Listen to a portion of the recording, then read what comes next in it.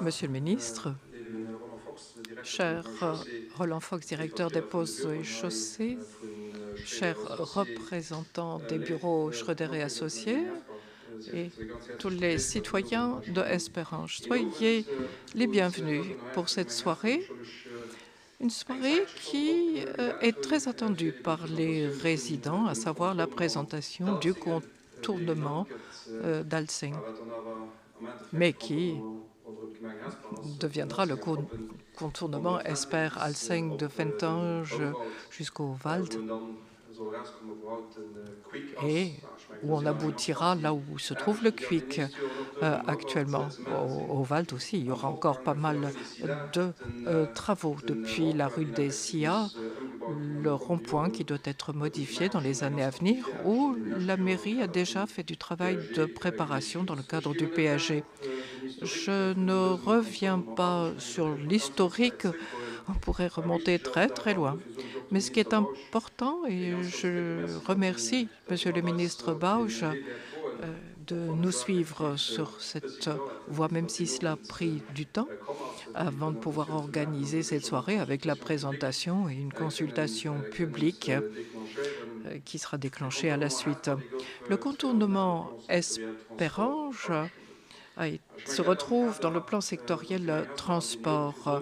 Déjà auparavant, la commune d'Esperange a eu des dialogues en 2005-2006 avec la ville de Luxembourg, au moment où on prévoyait la préparation du banc de Gasperich, le Grossfeld également, qui a été voté, et on savait tous que ça allait avoir une grande application sur Esperange lorsque ces bâtiments seraient réalisés.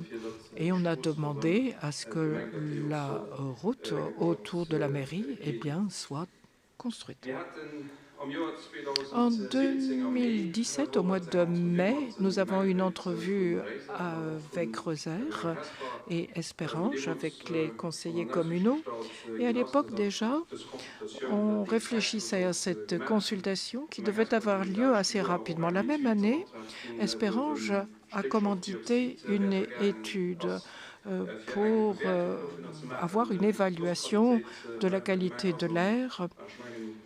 Et je ne dois pas vous dire, vous le savez, que toute une série d'études ont été faites et le ministère de l'Environnement nous a dit qu'à certains endroits, les valeurs n'étaient pas bonnes, pour ne pas dire qu'elles étaient très mauvaises. Suite à cette analyse, fin 2018, le même ministère nous a dit qu'il fallait faire des mesures compensatoires, les mettre en place, avoir davantage de mobilité douce, mettre l'accent sur les transports en commun. Pour ce qui est de la mobilité douce, nous avons fait pas mal d'efforts ces dernières années et nous avons l'intention de sécuriser davantage les pistes cyclistes et d'en avoir davantage. Et je remercie le ministre Bausch puisque nous avons eu pas mal d'échanges ces dernières années, ces derniers mois, à la Chambre lorsqu'il s'agissait des pistes nationales, où le ministre Bausch, il y a quelques jours, nous a écrit que le tronçon à côté du Wald jusqu'à Esperange, jusqu'au PC1 ou le PC15, comme on l'appelle maintenant, mais également du centre de Esperange dans les années à venir jusqu'à la place Jomé, où il y aura pas mal de transformations, et de faire là un hub de mobilité pour la mobilité douce, pour que de Esperange jusqu'à Itzig et de Itzig jusqu'à Kontern, on ait une piste cyclable nationale. Cela nous réjouit et nous encourage parce qu'il est important que nous ayons des pistes cyclables sécurisées. Quand on se retrouve à vélo sur un chemin repris ou encore une route nationale, ce n'est pas évident et point de vue sécurité, c'est pas très net. Alors, merci au ministre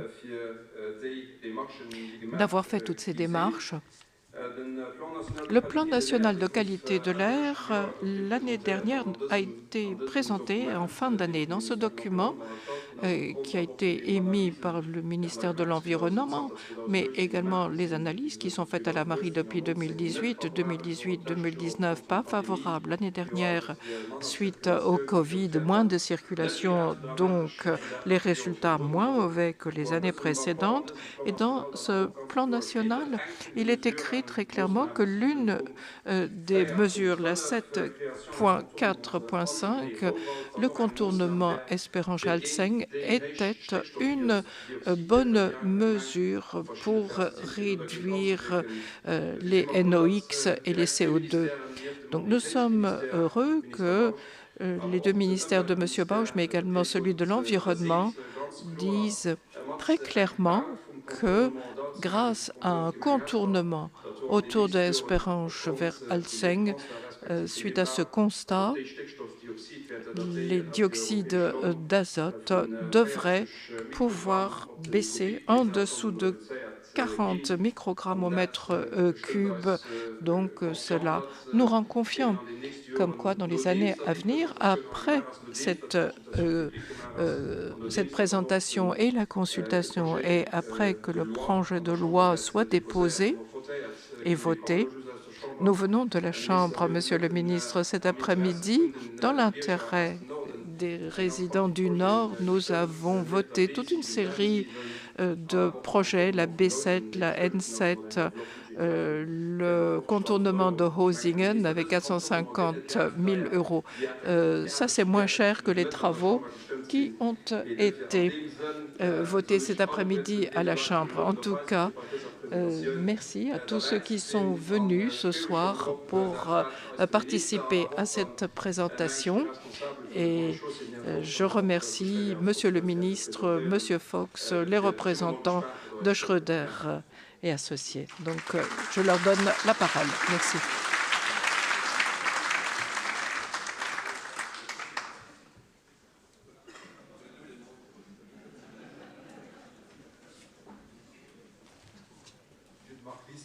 J'ai dit à Marc Lise que si ça ne coûtait que 450 000 euros, je construirais tout de suite.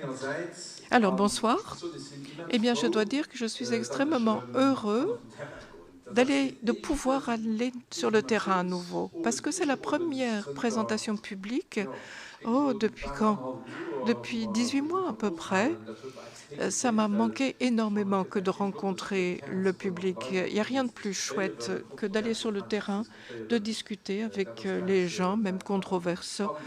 C'est ce qui est le plus intéressant et ce qui fait que l'on puisse développer des projets qui sont dans l'intérêt de nous tous. Donc je suis je suis heureux que malgré, mais dans le respect des règles, eh bien, que nous puissions nous rencontrer. Donc nous respectons les règles, nous n'allons pas nous contaminer les uns les autres et j'espère que cela va rester. Vous tous, vous l'espérez avec moi, j'en suis persuadée. Vous voyez là une diapo. Cela pourrait être une illustration d'un livre pour enfants, mais ce que vous voyez au milieu, toutes ces personnes qui résident à Esperange et à Alseng aimeraient bien que cela ressemble déjà à cela. Mais au début de ma présentation, vous verrez une projection d'avenir dans ce que cela pourrait être. Et c'est la raison pour laquelle je tiens à remercier toute la commune d'Esperange, Conseil des échevins, Conseil des représentants. Et toutes nos réunions ont toujours été fructueuses et nous voulons vraiment faire un maximum pour les communes d'Esperange, Alsingen, pour que le cœur d'Esperange se retrouve mieux. Ce sont des images synthétiques en 3D, ce ne sont pas des fake news. Non, c'est vraiment l'image d'Esperange actuellement. Voilà l'état actuel des choses. Et on passe à la suivante. Voilà à quoi nous aimerions que cela ressemble. À droite, l'église, la route principale qui va dans le sens d'un shared space, d'un espace partagé vers Alsing. Donc, un grand changement. Nous avons une excellente coopération avec la mairie pour faire une planification détaillée pour voir comment faire d'un point de vue de circulation, de trafic, etc. Donc la problématique de Esperange, je le connaissais bien. Je la connaissais bien avant même de devenir ministre. Et je savais très bien que le sud-ouest de la capitale était extrêmement chargé en matière de circulation, et cela de plus en plus, parce que je connaissais bien le projet du Haut-Valt, le banc de Gasperich également, jusqu'à Leudelange, tout ce qui s'est développé par là. Bien sûr, ça a un impact sur la qualité de vie également de Esperange. C'est la raison pour laquelle, très rapidement, j'ai fait en sorte que tous ces projets, même si ce soir nous ne parlons que du contournement Esperange-Alsingen, mais c'est un des éléments d'un concept général. Marc Lise l'a dit, la rue des Siam est concernée, mais d'autres composantes également. La gare de Haut-Valt, le tram, un concept d'autobus qui va encore être modelé selon l'avancée des travaux. Donc tout un concept qui est constitué d'un certain nombre d'éléments, pas simplement routiers. Aujourd'hui, ce que nous vous présentons, ce sont des éléments qui sont tout à fait nécessaires pour que les résidents de cette région retrouvent une qualité de vie qui est loin d'être garantie maintenant, et de permettre comment à cette région de pouvoir se développer. Donc, Esperange-Alsingen, mais également Haut-Valt et l'ensemble du sud-ouest. En fait, nous faisons ici quelque chose, et je le souligne, qui aurait dû être fait avant même de commencer le développement des plateaux. Vous le savez, moi je dis souvent, nous devons arrêter, il faut tirer les enseignements, de courir après la problématique des chantiers. Je ne montre du doigt personne, mais il faut d'abord réfléchir à un concept d'organisation générale du sud-ouest de la capitale. Comment, disais-je, organiser la circulation avant de développer ces quartiers. Ça, ce sont les péchés du passé. Il faut les corriger maintenant, s'y atteler avec beaucoup d'élan pour que, assez rapidement, nous puissions les réaliser. Une bonne partie est en train d'être construite. Büchler, le Haut-Valt, et ça, c'est la prochaine étape. Alors, pourquoi est-ce que cela durait un peu plus longtemps avant de pouvoir vous montrer quelque chose? Et je comprends bien que la commune est impatiente. Moi aussi, j'aurais préféré vous présenter cela bien plus tôt. Mais nous sommes ici dans une confédération très sensible, complexe. Vous allez le voir, toutes les études qui ont dû être faites. Nous sommes en plein zone de protection des oiseaux Natura 2000 de l'Union européenne. Donc, c'est très complexe. Nous voulons non seulement garantir la qualité de vie des résidents, mais également des zones vertes autour. Nous avons ainsi été obligés de faire beaucoup d'analyses. Nous ne voulons pas faire d'erreurs parce que la Commission européenne nous observe, parce que toutes ces zones de protection de la nature sont connues en Europe. Et à chaque fois que l'on s'approche avec des constructions de ces zones, ce serait fatal parce qu'on serait renvoyé à la case de départ, ce que nous ne voudrions pas. Alors, ce soir, il va falloir avoir un peu de patience. Il y aura Roland Fox en premier lieu, le directeur des ponts et chaussées, et nous allons enchaîner avec le bureau Schröder, qui vont vous présenter cela, également des représentants du bureau qui a fait l'étude d'impact, M. Pfeifenschneider également. Donc, 3-4 personnes différentes qui vont venir présenter présenter leur volet. Vous allez recevoir beaucoup d'informations, mais ne vous inquiétez pas. Nous ne prenons pas de décision ce soir pour une variante. Non, la décision définitive concernant la variante sera prise en fin d'année.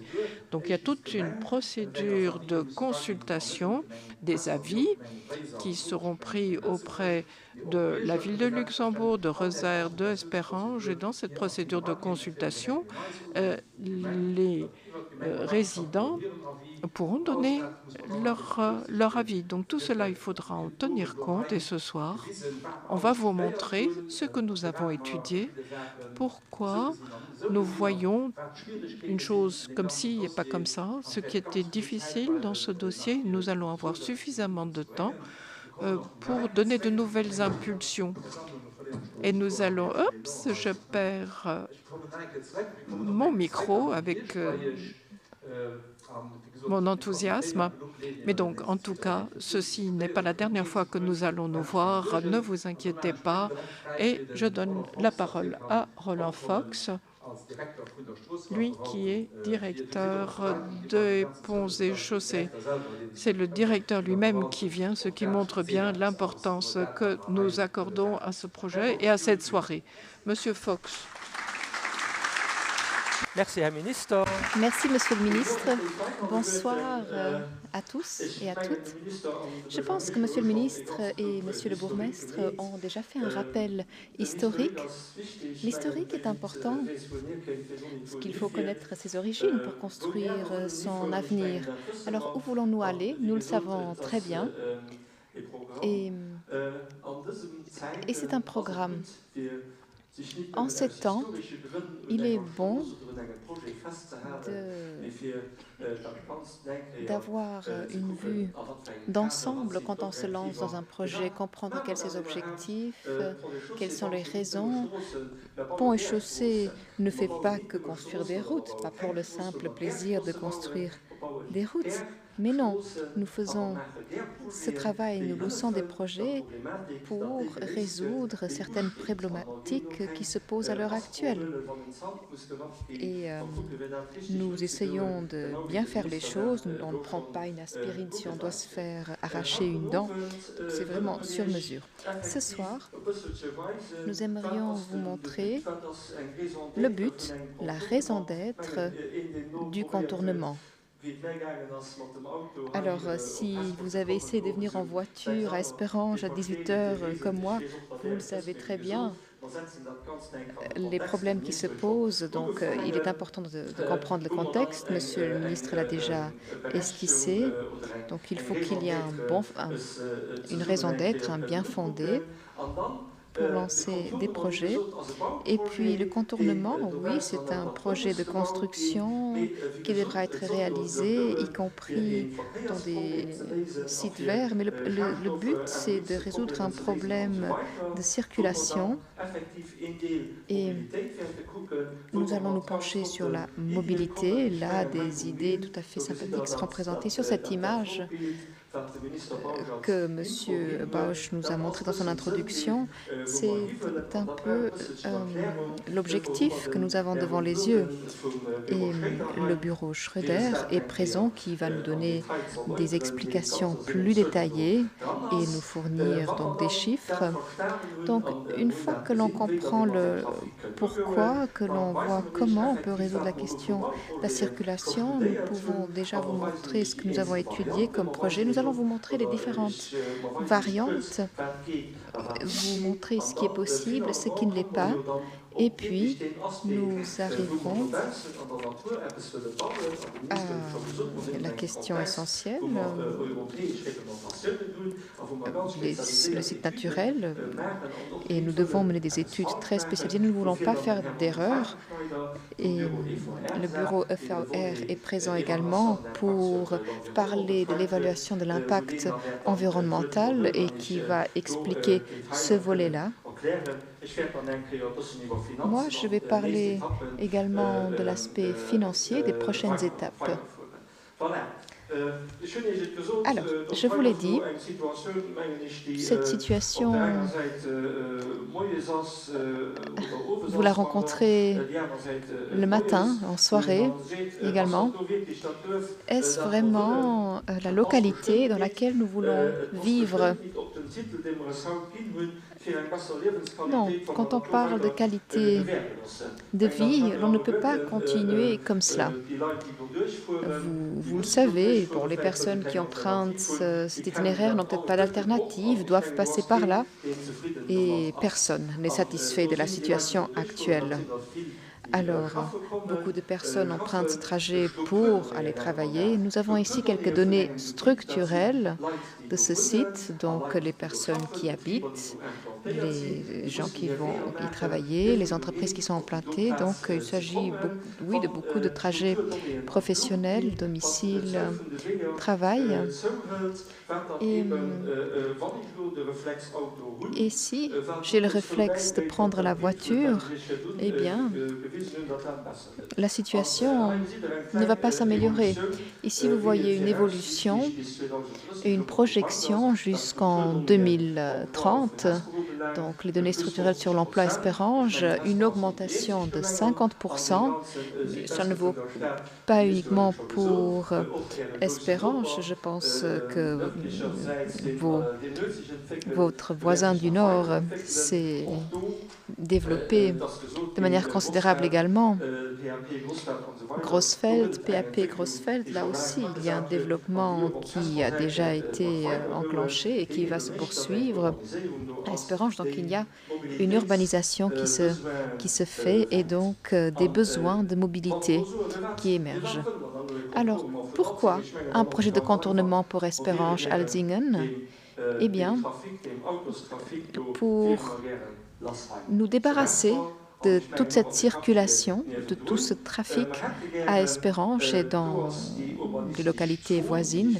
Voici la zone urbanistique qui est en plein essor et qui va continuer à être en plein essor, qui devrait être raccordée à la N3 au sud pour donc que les véhicules puissent circuler, mais de manière cohérente. Je n'ai pas encore parlé des transports publics, mais quand on pense à la mobilité de l'avenir, il s'agira d'une multimodalité.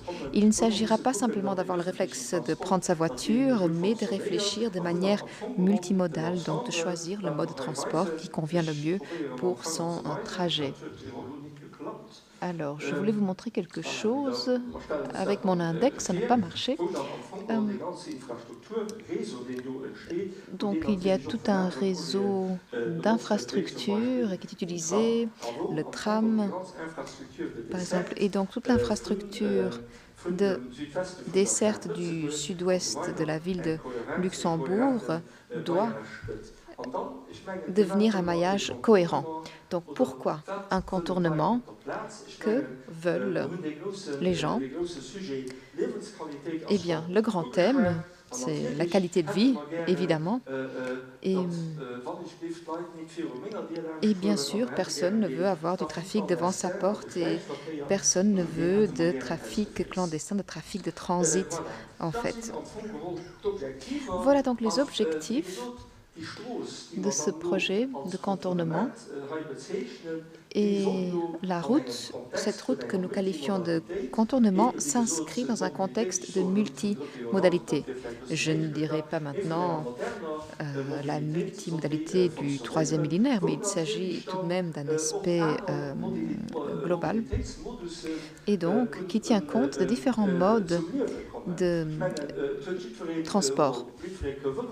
Tout le monde sait faire du vélo, mais beaucoup de gens, y compris de mon âge, n'ont pas tellement l'habitude de faire du vélo dans leur vie quotidienne, parce qu'il n'est pas toujours possible non plus de prendre son vélo. Bon, les pistes cyclables ne sont pas encore toutes finalisées. Et puis, pour le transport public, il y a beaucoup d'efforts qui sont faits pour promouvoir ce mode de transport, mais là aussi, il faut des infrastructures, des pôles d'échange pour pouvoir changer de mode de transport, passer du tram au train ou au bus. Et ici, à gauche, vous voyez que les infrastructures cyclables sont importantes pour notre commune au-delà de notre localité et que nous prévoyons une priorisation conséquente des transports publics. Donc voilà le contexte dans lequel s'inscrit le contournement de Esperange-Alzingen. Je dois m'habituer à dire le contournement d'Esperange-Alzingen. Chez Pont et Chaussée, on parlait souvent uniquement d'Alzingen, mais non, il s'agit bien ici de contourner la commune d'Esperange. Donc, ceci s'inscrit dans un contexte moderne, d'une planification moderne du transport. Je ne vais pas revenir à Adam et Ève non plus. Alors, mais si nous regardons la stratégie globale pour une mobilité durable, la MODU 2.0, oui, il y a plusieurs projets d'envergure qui concernent des infrastructures, des projets routiers, mais aussi pour les transports en commun. Nous avons besoin de concepts de transport qui fonctionnent bien et où l'on peut justement utiliser plusieurs modes de transport. Et vous voyez ici les projets routiers, numéro 20, le contournement du sud d'Alzingen. Donc un élément stratégique énoncé par le gouvernement précédent. Et puis, dans le plan sectoriel transport, on retrouve le contournement d'Alzingen, le projet 5.12, et ce projet est prioritaire, et le ministre l'a dit tout à l'heure. Tout ceci s'inscrit dans un développement urbain coordonné qui tient compte donc de l'évolution de la localité, de l'évolution des emplois. Et oui, il s'agit de lancer des projets d'infrastructure de manière coordonnée. Alors, on peut penser au tram pour la ville de Luxembourg, qui se rapproche petit à petit, qui ira un jour jusqu'à Auwald et bien plus loin, jusqu'au pôle d'échange. Donc, cela a du sens. Et puis, oui, un triangle de desservement de Gasperich, rue des Silla, Midfield.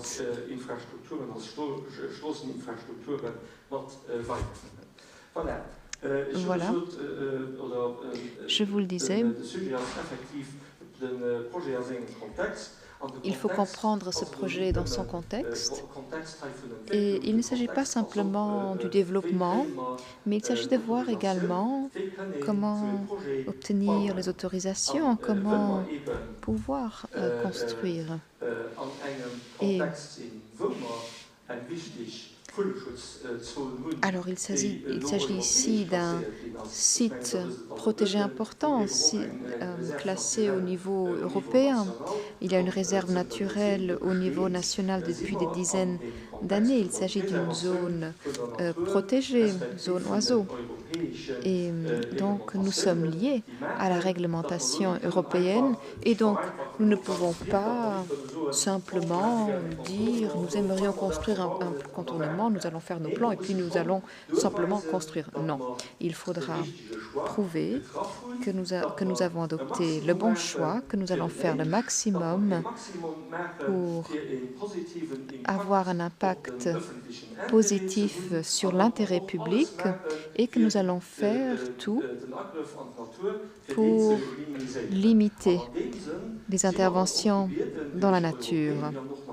Et il y a une réglementation européenne qui est en place, nationale également, et donc nous devons proposer plusieurs possibilités. Tout d'abord, voir si c'est faisable, si c'est constructible, et étudier également quelle sera l'incidence sur l'environnement humain et naturel. Et en ce sens, nous, Pont et Chaussée, avec les différents bureaux, nous avons étudié un certain nombre de variantes. Bien sûr, il y a la variante 0, qui n'est pas utilisée. Nous espérons toutes qu'elle ne sera pas réalisée, celle-là. La variante 0, c'est tout simplement que se passerait-il si ce projet ne verrait pas le jour et si la situation se poursuivrait comme à l'heure actuelle. Donc, business as usual. Quelles seraient les conséquences? Mais comme nous voulons avancer, améliorer la mobilité, nous devons étudier des variantes de construction. Vous voyez ici à gauche que nous avons étudié 4 variantes en surface. Et puis une autre idée, est-ce que l'incidence sur la zone naturelle pourrait être minimisée si l'on étudiait une variante tunnel? Et donc nous avons étudié une famille de tunnels, disons, appelons-le comme ça, qui ne serait peut-être pas tellement problématique au niveau des autorisations si nous avons pu prouver que nous n'aurions pas d'impact significatif sur la zone Natura 2000, la zone de protection européenne. Mais ce n'était pas possible parce que là, la barre est très haut, est placée très haut. Quand je parle de variantes de construction, il faut également démontrer que l'on peut aboutir à un allègement, à une incidence moindre. Donc, il y aura un délestage du trafic.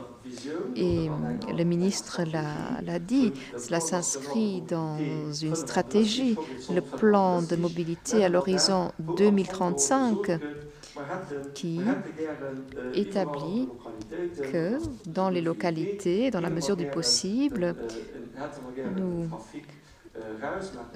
aimerions moins de trafic, un trafic moins bruyant, plus supportable et plus durable. Et ce sont donc des réflexions que nous avons menées et maintenant nous pouvons vous montrer quelques pistes intéressantes en termes de mobilité et de trafic. Alors, si l'on construit un contournement, il sera surtout utilisé par des gens qui veulent se déplacer de A à B ou qui doivent passer par une localité, par Esperange. Ça, on l'appelle la circulation de transit, le trafic de transit. Alors, que faire lorsque ça devient insupportable? Eh bien, ça deviendrait un contournement classique. Donc, on résout le problème en faisant passer les voitures à l'extérieur de la commune. Alors, M. Boden va vous le montrer dans quelques instants. On a analysé cela, on a bien rempli ce contournement, mais malheureusement, on n'a pas réussi à éliminer la circulation parce que à chaque fois, il faut passer devant la voiture, devant la maison du voisin pour aller quelque part, ce qui fait que le trafic à destination était le trafic le plus important. Donc, la solution n'était pas la bonne. Et justement, pour le trafic interne qui existe, parce qu'on n'a pas le choix, parce qu'il faut passer par ces endroits-là et de préférence à 90 à l'heure, passer devant la maison du voisin. Mais on a étudié des concepts à l'étranger également.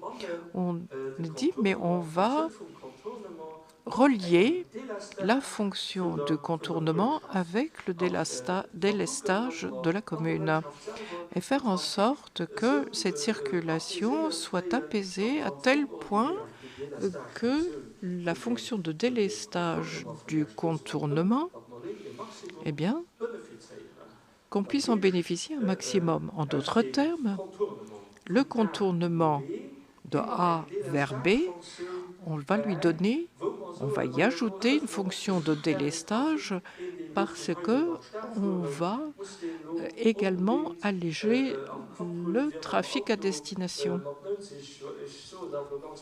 Et bon, j'exagère, mais où chacun a l'habitude de rouler à 90 à l'heure, eh bien, trouver des solutions qui fonctionnent mieux. Et avec cette solution,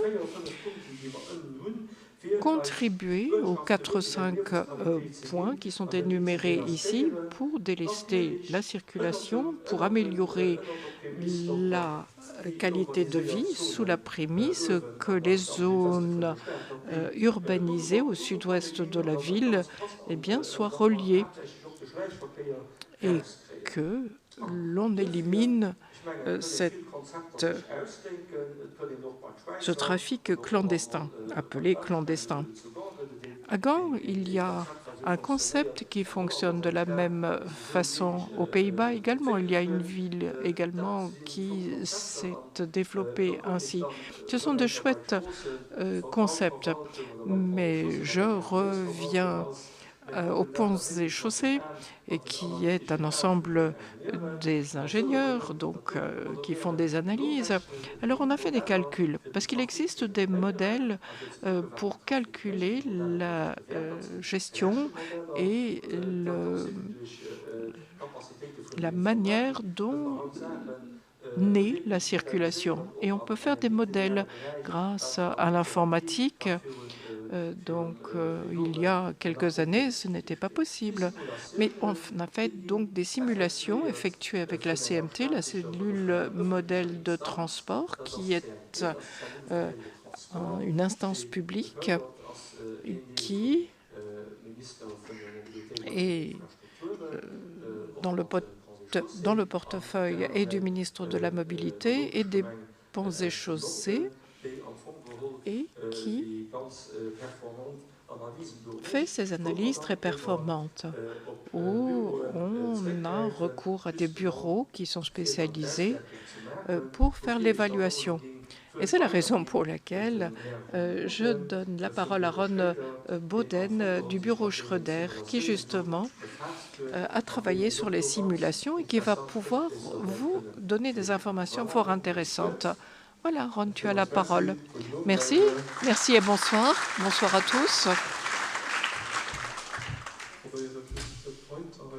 J'essaye de faire marcher.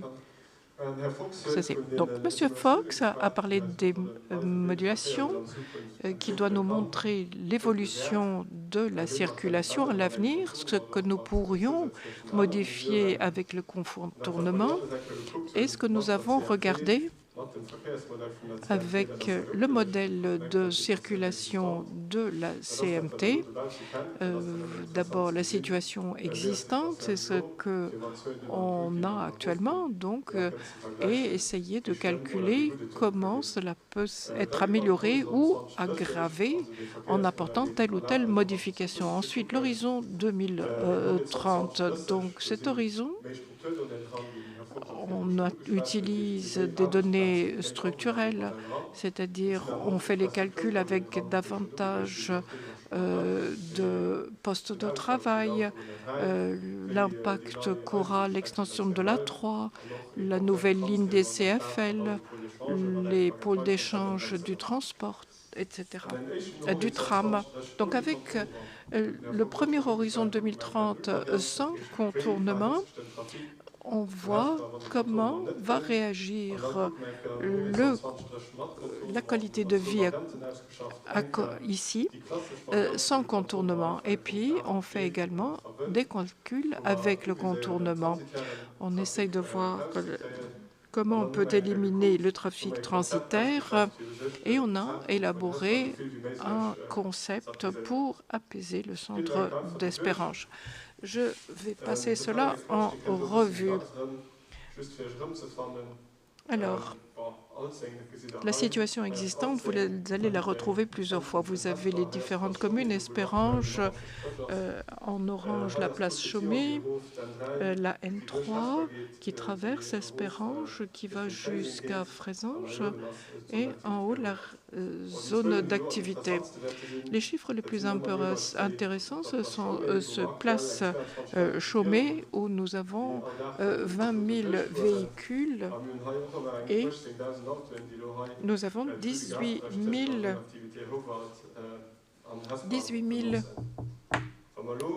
véhicules. Et maintenant, avec l'horizon 2030, sans contournement, on voit bien que même si il y a davantage d'autoroutes, on fait des efforts pour augmenter la capacité qui va être davantage utilisée. Et pourtant, le centre de Esperange va avoir davantage de voitures en 2030, 28 000 voitures qui vont devoir passer.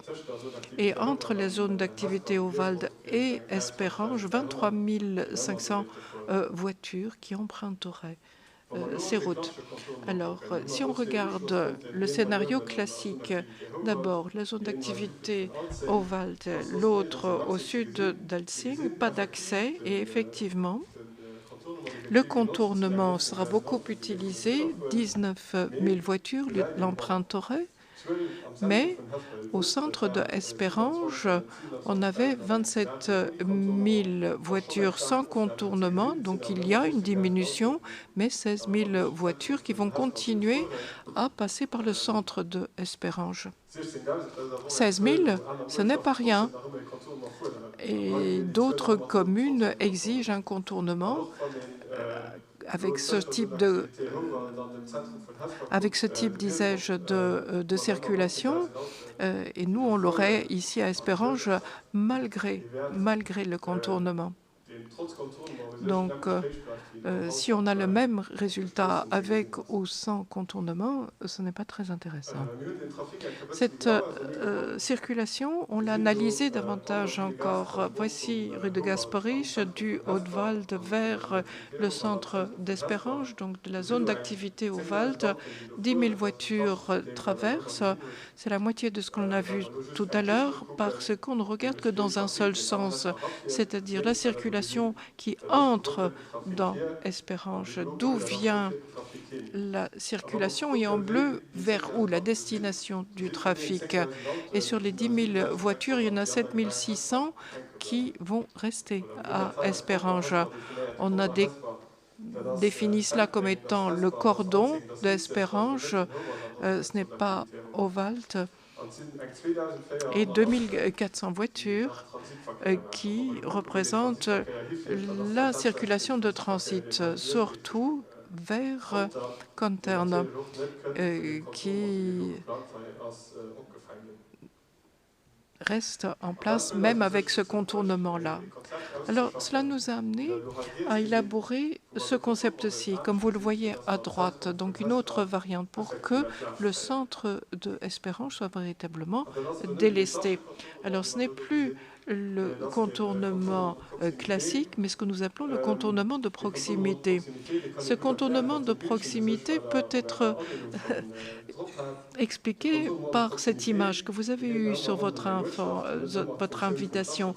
Donc toujours la fonction du contournement classique, sortir le transit, mais avec une fonction de plus, le délestage. Et la petite voiture rouge que vous pouvez voir, eh bien, voudrait rentrer dans sa localité parce qu'il veut rentrer chez lui et bien entendu, il a le droit d'y aller. Mais s'il veut aller de l'autre côté, alors qu'il prenne le contournement pour atteindre sa maison. Ainsi, il gênerait un minimum de personnes au centre. Nous voyons également sur cette image, bon, c'est peut-être par hasard, mais c'est plutôt bien fait. Ici, on a un accès, un deuxième accès. Donc, en fait, il y a 3 accès. L'accès qui n'était pas encore prévu dans ce que je vous ai montré jusqu'à présent et permet donc d'utiliser le contournement pour délester et le trafic transitaire et le trafic en provenance. Donc, il reste de la place pour le piéton, pour le vélo. Le bus ne se retrouve plus dans un bouchon.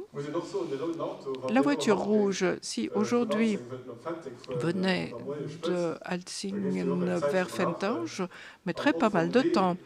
Et même si le contournement, le voyage devient un peu plus long, il fera davantage de mètres, mais en heure de pointe, il serait plus rapide. Et pour que ce principe que je viens d'expliquer puisse être transposé, pouvoir respecter, nous avons travaillé avec un filtre modal. Oh, c'est très modèle, mais au fait, c'est très simple. C'est-à-dire que, un peu comme un polder, comme on l'explique ici, avec la voiture rouge, où le bus, l'ambulance, les pompiers peuvent passer, et le vélo, mais les autres, non. Et on a fait une simulation. Avant de vous montrer la simulation, qu'est-ce que nous avons prévu à Espérance? C'est ce que j'aimerais vous montrer maintenant. Et ce qui est neuf, c'est cet accès depuis Fentange que nous utiliserons pour pouvoir relier Fenting et Alsing si on applique ce filtre modal à Espérange.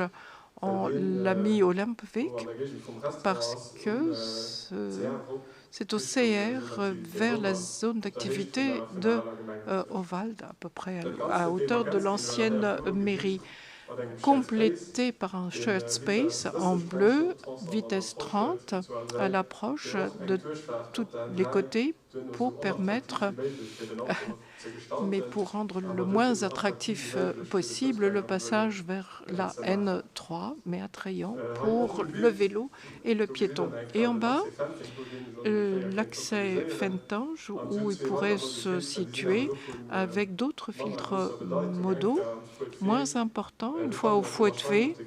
Alors, est-ce que oui ou non on va le faire? On a fait une modélisation et au fait, on se rend compte que ça ne change rien. Et le CR 157 entre Rosaire et Fentange, on pourrait le fermer parce qu'on a suffisamment de connexions parallèles qui sont possibles, et le 257 ou le 157 pourrait devenir une piste cyclable parce que dans la hiérarchie routière ne jouera plus aucun rôle. Alors voilà notre simulation. Donc le résultat sont évidents. Le filtre modal que l'on a appliqué, 6600 voitures qui vont continuer à vouloir traverser le centre. 6600, c'est un quart de ce que vous auriez en 2030 si vous ne faisiez rien du tout. Un quart. Et 6600, c'est une valeur qui est compatible avec le shared space dont vous a parlé le ministre. Ce que vous pouvez voir également, c'est 10 000 voitures, donc une forte diminution qui veulent continuer à aller vers la zone d'activité au Valt. Ce que l'on pourrait avoir également, c'est que devant l'école, on éliminerait pratiquement toute circulation. Alors, qu'est-ce qu'on a réussi à faire à gauche avec le V positif, le trafic transitaire, trafic traversant le cordon d'Espérange sans destination dans les localités de la commune, avec le contournement de proximité. On a effectivement apaiser le centre de Espérange et que l'on peut très bien s'imaginer d'autres choses dans le centre de Espérange qui ne serait pas possible si on avait davantage de circulation. Alors cela fait la place aux pistes cyclables. Il y a la piste cyclable nationale, une qui existe déjà, mais plus tard on ajouterait des pistes dans les deux sens ou dans tous les sens et bien entendu également lorsqu'il y a moins de voitures. Cela devient plus attrayant pour le vélo. Conséquence, pour assurer la connexion de toutes les localités, de Fentange à Alseng, le tunnel n'est plus compatible avec la variante, avec ce concept de contournement de proximité. Et voilà, j'en ai terminé pour ma part. Et je redonne la parole à Monsieur Fox. Merci Ron Roden du bureau Schröder qui vient de nous donner des chiffres détaillés. Et oui, je voulais intervenir et parler du tunnel. Le concept vient de vous être expliqué. Donc il y a ce filtre modal où un mode de transport ne peut pas passer par là, où il faut prévoir une déviation. Mais d'autres services sont possibles, le vélo. Alors, on peut réfléchir, par exemple, à un gendarme couché ou à une variante. On parle de géofencing à l'étranger. Donc, il y a des possibilités techniques. Elles sont assez variées. Et surtout, à l'horizon 2030, mais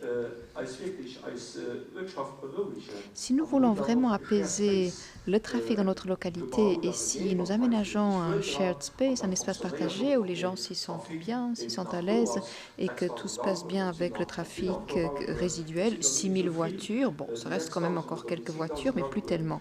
Alors les 6000 ou les 10 000 que nous avons vus un peu plus bas, c'est tout de même moins de la moitié, moins d'un tiers que ce qui circule à l'heure actuelle.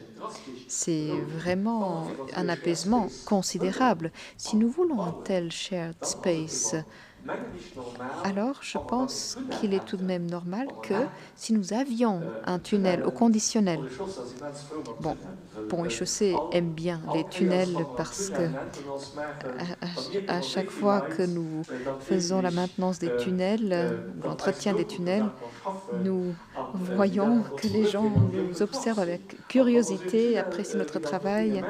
Si l'on construisait un tel tunnel, alors nous avons étudié une famille de tunnels entre 700 et 1700 mètres. L'entretien, ce n'est pas une mince affaire et il faudra penser à l'entretien. On peut pas penser à beaucoup de concepts si on pense aux avions. Oui, là aussi, l'entretien doit être assuré. Il s'agit de la sécurité, le tunnel aussi.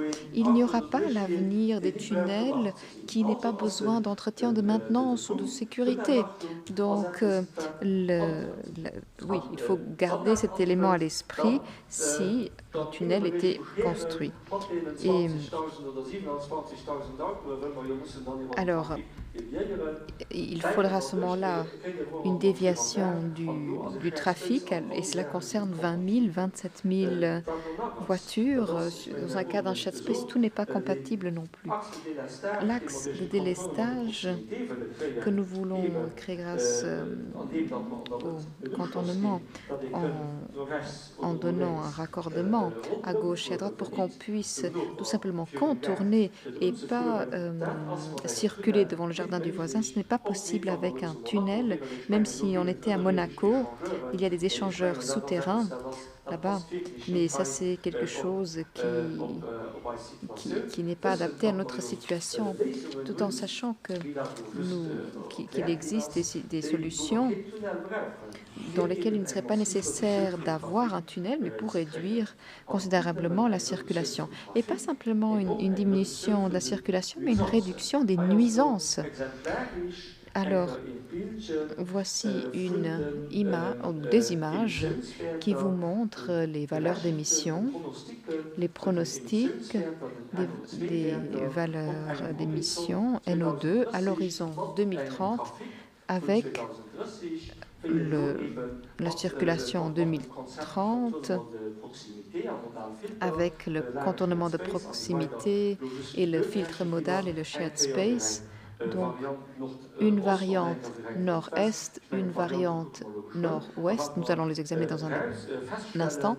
Et ce que nous constatons, on ne le voit peut-être pas tellement ici sur les images, mais dans les dossiers qui seront soumis à la consultation du public, vous y trouverez toutes les études. Toutes ces valeurs sont transparentes et peuvent être consultées. Nous n'allons donc pas entrer dans le détail. Mais retenez une chose, la valeur actuelle est de 40 microgrammes par mètre cube.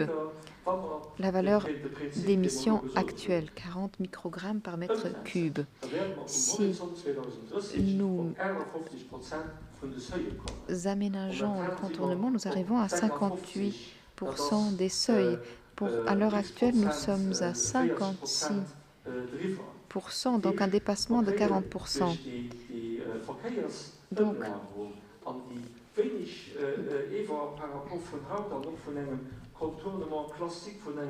Donc, il y aura une amélioration des, des valeurs. Et, et là, nous arrivons déjà à l'environnement humain. Si nous voulons mettre en œuvre cela,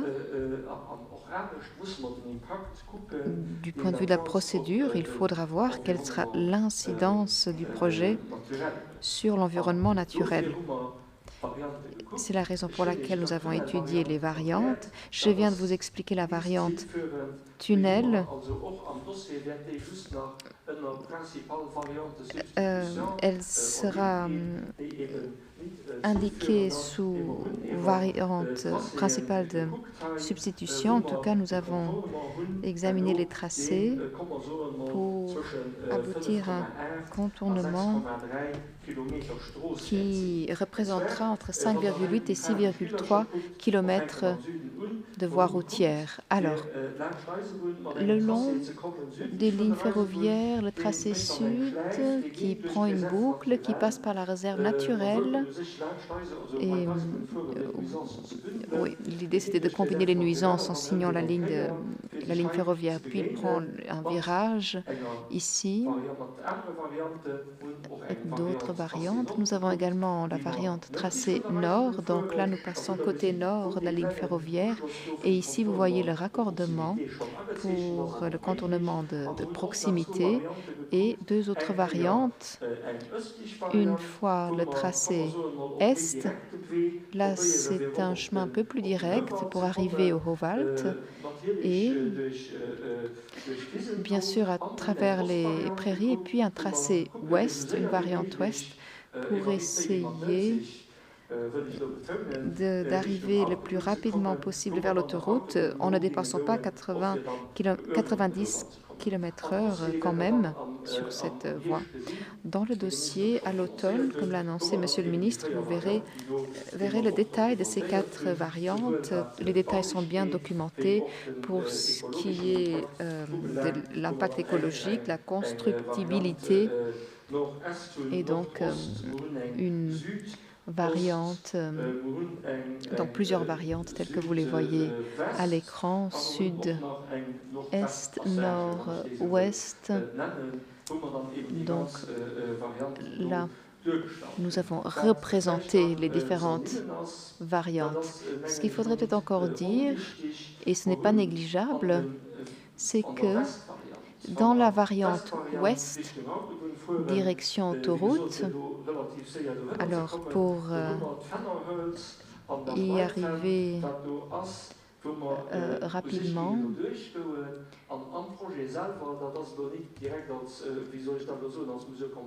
ce ne sera pas vraiment, ce n'est pas encore indiqué comme mesure compensatoire, mais nous pourrions construire un passage à faune pour préserver la continuité de la forêt, pour qu'il y ait une cohésion écologique, ou pour ne pas mettre en danger cette cohésion écologique. Maintenant, les nuisances. Quand on parle des variantes, bien sûr, nous avons réfléchi à limiter les nuisances, l'utilisation des surfaces également, et tenir compte des infrastructures existantes. Alors, une autoroute fait du bruit, elle présente des nuisances. Nous avons essayé de combiner les éléments qui existaient déjà, par exemple la ligne ferroviaire, le tracé ferroviaire qui passe par là, qui existe déjà. Et donc nous avons vu s'il était possible de combiner les deux tracés, autoroute et tracé ferroviaire, et ici aussi au tracé ouest, donc voir s'il était possible de combiner. Pour le tracé est, là, il n'y avait pas vraiment des infrastructures qui pouvaient déjà être utilisées.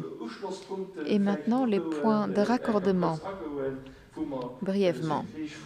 Alors, au sud d'Esperange et d'Alzingen, Oui, il y aurait un point de raccordement, un croisement dénivelé pour que ce soit facile pour les automobilistes de rester sur le contournement. Et donc, il y a ici un passage souterrain qui suit maintenant ici ce que je suis en train de vous montrer, un échangeur sous forme de rond-point au-dessus du contournement. Donc, pour entrer à Esperange, il faut sortir, passer par le rond-point, tourner ici, et puis l'on y arrive. Mais pour ce qui est de la dynamique et pour ce qui est de la conduite, c'est tout à fait possible. Mais l'idée, c'est de maintenir les automobilistes sur le contournement et de ne pas les encourager à trouver des chemins malins. Voici une représentation. Vous voyez ici qu'il y a la ligne ferroviaire et qu'il y a ici une combinaison de cette route et de la ligne ferroviaire, donc pour ne pas morceler encore plus le paysage. Alors, pour ce qui est du contournement de proximité, si nous retenons le concept de contournement de proximité du filtre modal, il faut aménager un raccord. Vous voyez ici un exemple, donc un croisement avec des feux tricolores, mais on pourrait également envisager un giratoire, voire un turbo giratoire. Alors, il faudra voir lorsque nous ferons les études RPD à l'avenir. Alors, une variante ici, dans le CR 159, un carrefour à feu tricolore, mais pour des raisons écologiques et pour des raisons d'utilisation des sols, cette variante n'a pas autant de sens. Mais bon, ici, par exemple, c'est une route qui existe déjà et qui pourrait donc sortir de cette zone naturelle CR 159. Alors, variante ouest, à quoi est-ce que cela pourrait ressembler en combinant ces corridors et en regroupant en quelque sorte les nuisances? Je pense que nous le verrons de toute façon. Non, on le verra, ce sera visible dans le dossier. Donc oui, il vaut mieux combiner la route et la ligne ferroviaire.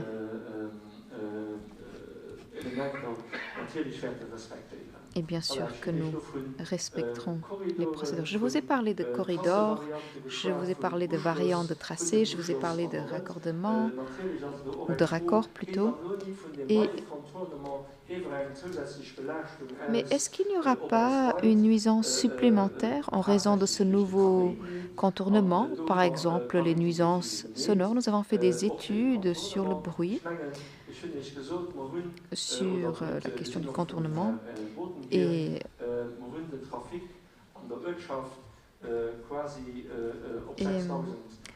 le trafic dans la localité passerait à 6000 voitures par jour. Dans la variante 0, le trafic sera encore beaucoup plus colossal à l'avenir. Donc,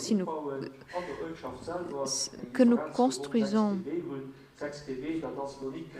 alors, en construisant le contournement, donc 6000 voitures, bon, il y aura encore une certaine nuisance sonore, mais ce sera une amélioration considérable par rapport à la situation actuelle. Et donc ici, la situation la nuit et en journée, nous avons donc examiné les nuisances sonores. Est-ce que je peux parler de village quand je parle d'Esperange? En fait, Esperange, c'est déjà une ville, mais j'ai l'habitude de parler de village. Oui, alors des mesures anti-bruit ou de protection contre les nuisances sonores. Donc pas uniquement des mesures compensatoires sur le volet environnemental, mais veiller à ce qu'il n'y a pas davantage de nuisances sonores pour l'être humain. Voilà, j'ai parlé des variantes, j'ai parlé des procédures.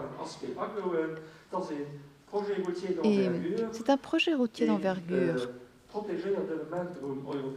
Et il faut tenir compte d'éléments protégés au niveau européen et la réglementation européenne, comme l'a dit Monsieur le ministre, doit être respectée absolument et nous devons vraiment veiller à ne pas faire d'erreurs parce que nous voulons avancer. Parfois, si on veut avancer, il faut rétrograder un petit peu et bien faire les choses.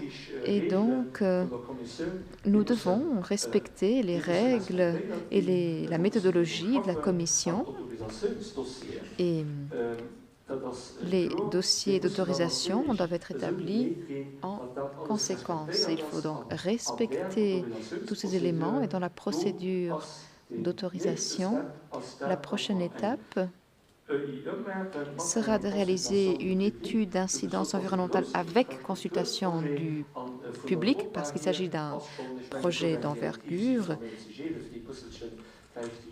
Et puis, il y a eu une directive, la 97/11, sur les infrastructures de transport. Bon, c'était il y a plus de 20 ans, ou un peu moins peut-être, si, plus de 20 ans, où l'Union européenne a dit que si les États membres lancent de grands projets, ils doivent impliquer le grand public et respecter certaines procédures.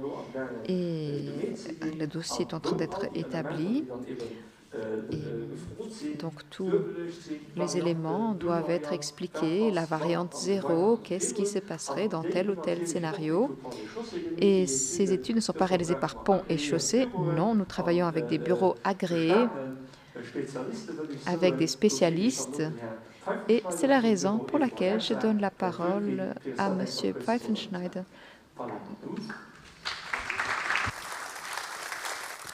Ja, merci Roland Fox. Ich bin die dankbare Aufgabe.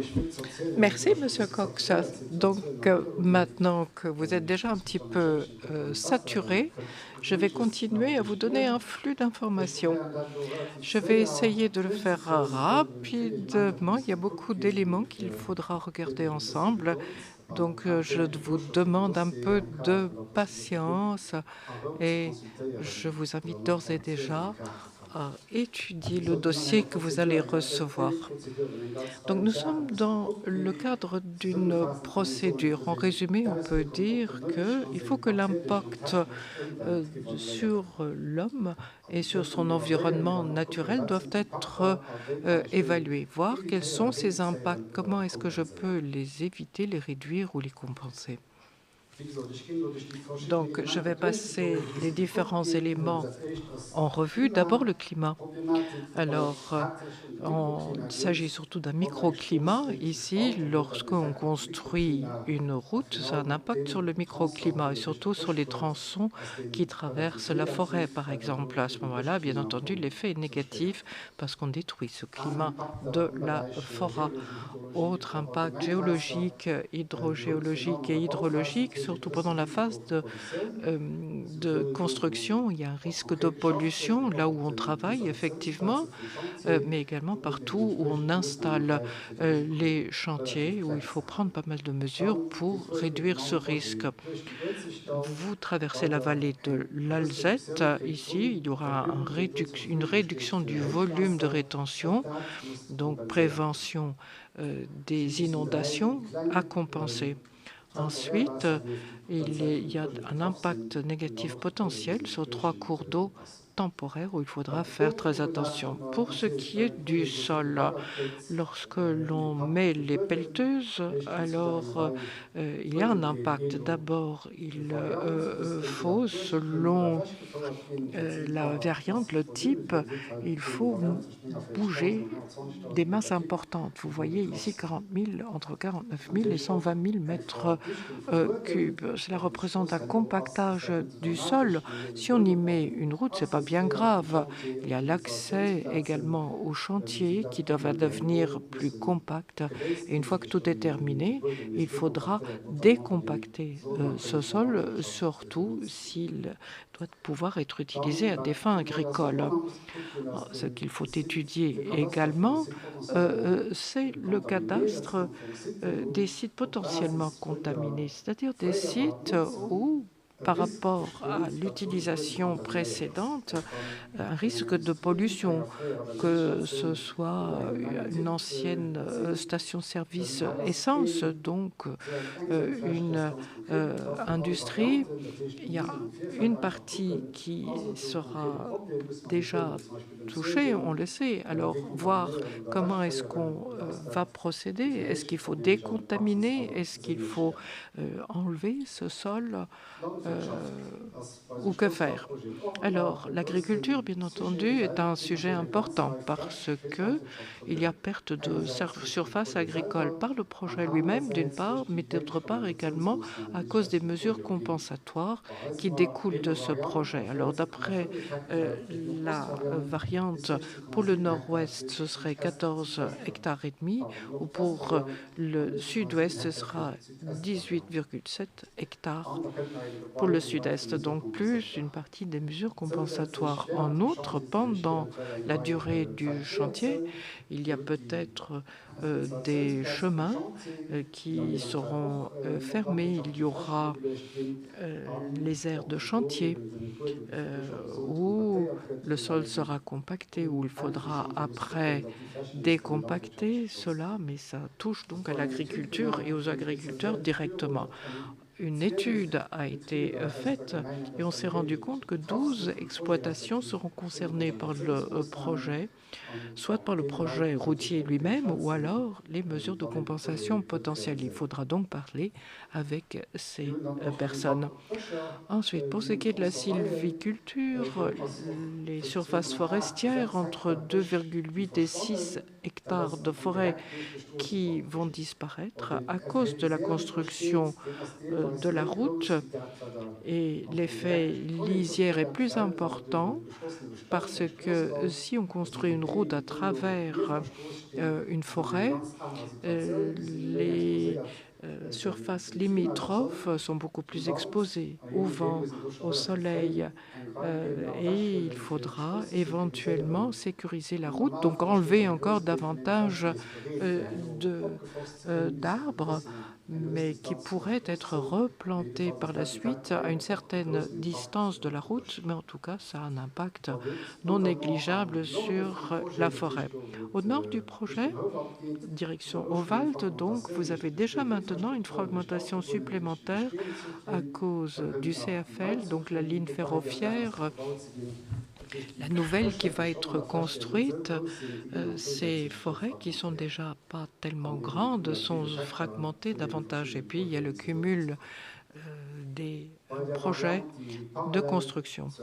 Avec la variante qui est parallèle à l'autoroute, il y a un risque d'effet de drainage. Il faut donc faire attention pour que ces forêts aient suffisamment d'eau. Cette année, il a beaucoup plu pour l'instant, mais les années de sécheresse, c'est un problème pour la sylviculture. On avait vu pour l'agriculture certaines images qui illustrent bien comment le projet est intégré dans le paysage. Mais bien sûr, il y aura un impact sur ce paysage à cause des talus, à cause de l'ouvrage à proprement parler. Donc, l'image même, le paysage va en souffrir. Là où vous avez des zones de récréation, là où il y aura contournement, vous aurez un impact visuel à cause de la route, plus de bruit. Le soir, également de la pollution lumineuse.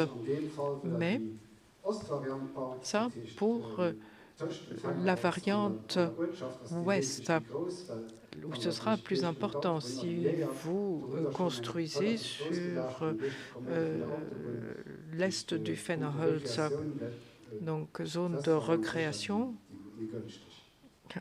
la variante ouest serait préférable.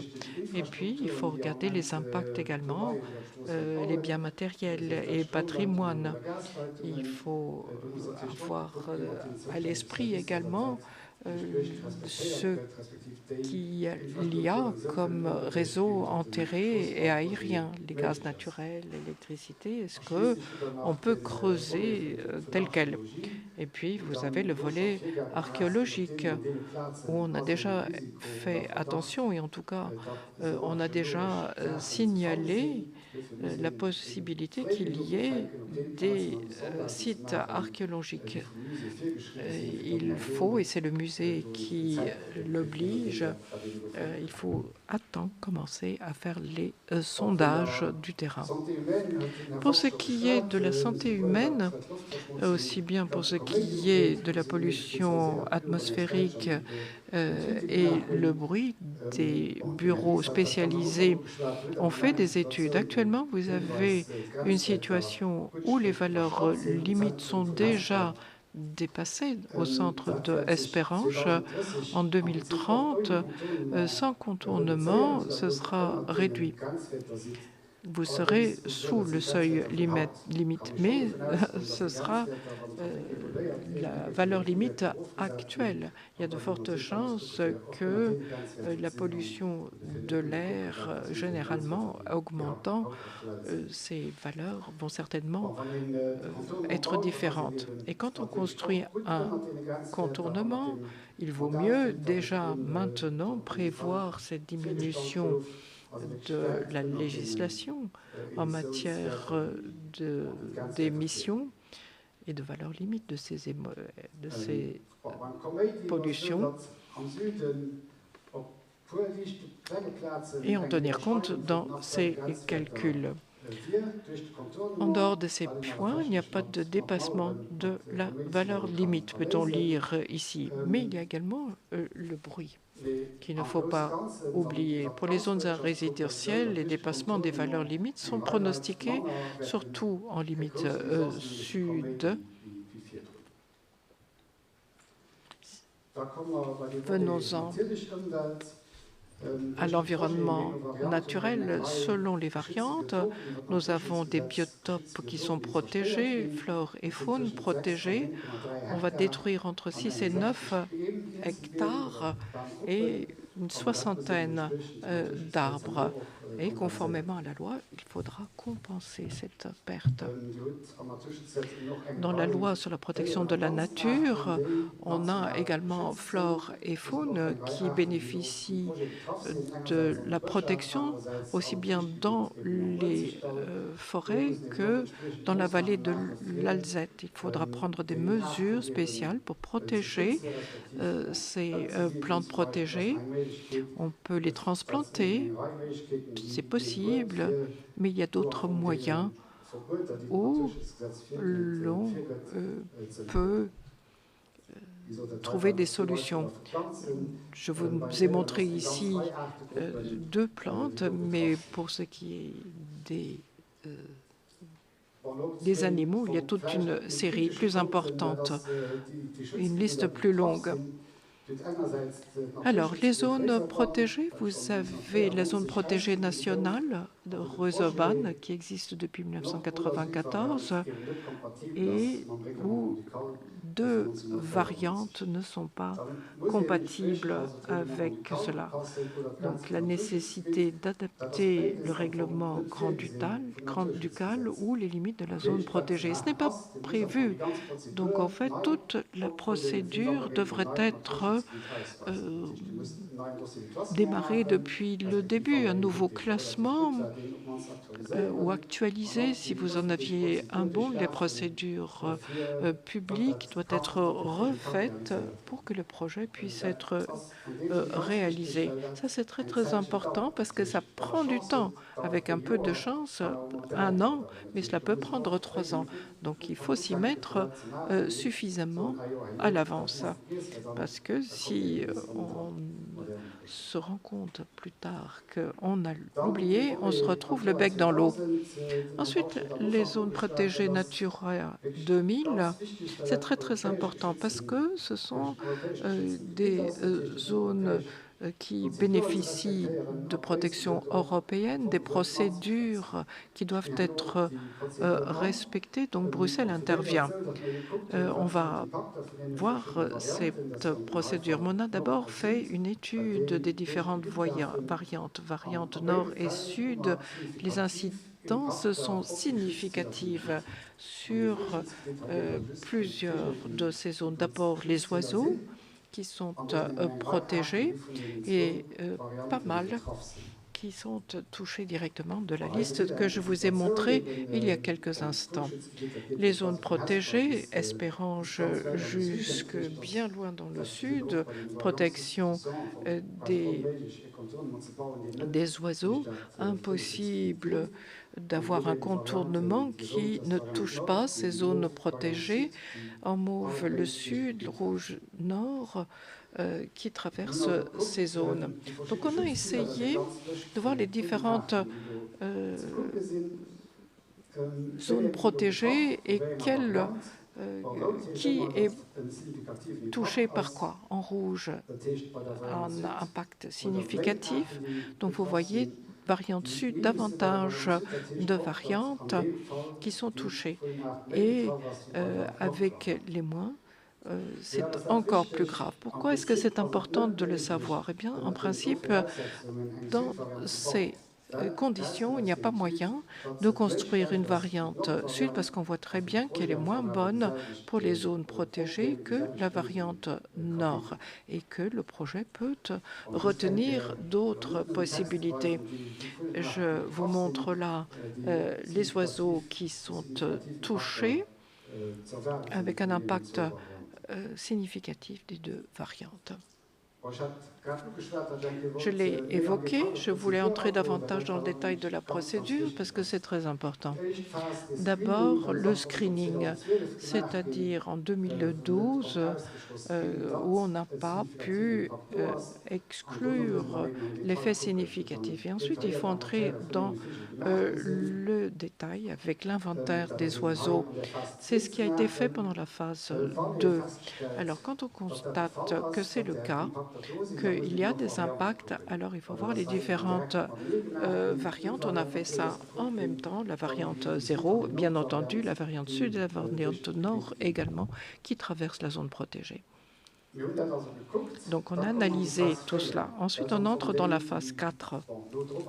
C'est celle dans laquelle on va bientôt entrer avec les zones habitat, avec les zones de l'oiseau. Mais ce qu'il faut voir, c'est est-ce qu'il y a des raisons impératives d'intérêt public. Alors, impératif et majeur et public, ça, ce sont les mots les plus importants.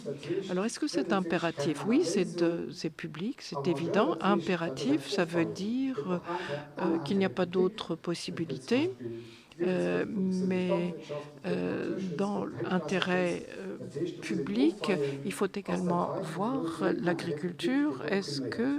Quel est l'intérêt public qui va primer? Ça, c'est une décision politique que doit prendre le gouvernement sur la base des études, sur la base des avis des communes et sur la base des avis de la procédure publique.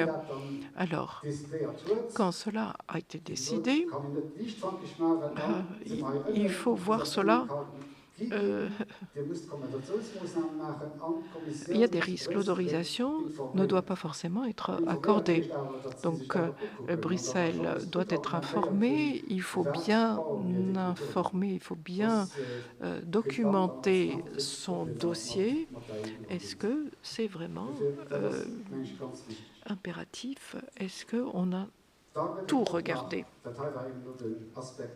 Ça, c'est la protection des oiseaux, mais il y a également la protection des espèces. C'est l'annexe 4 qui contient un certain nombre d'espèces de la directive Habitat.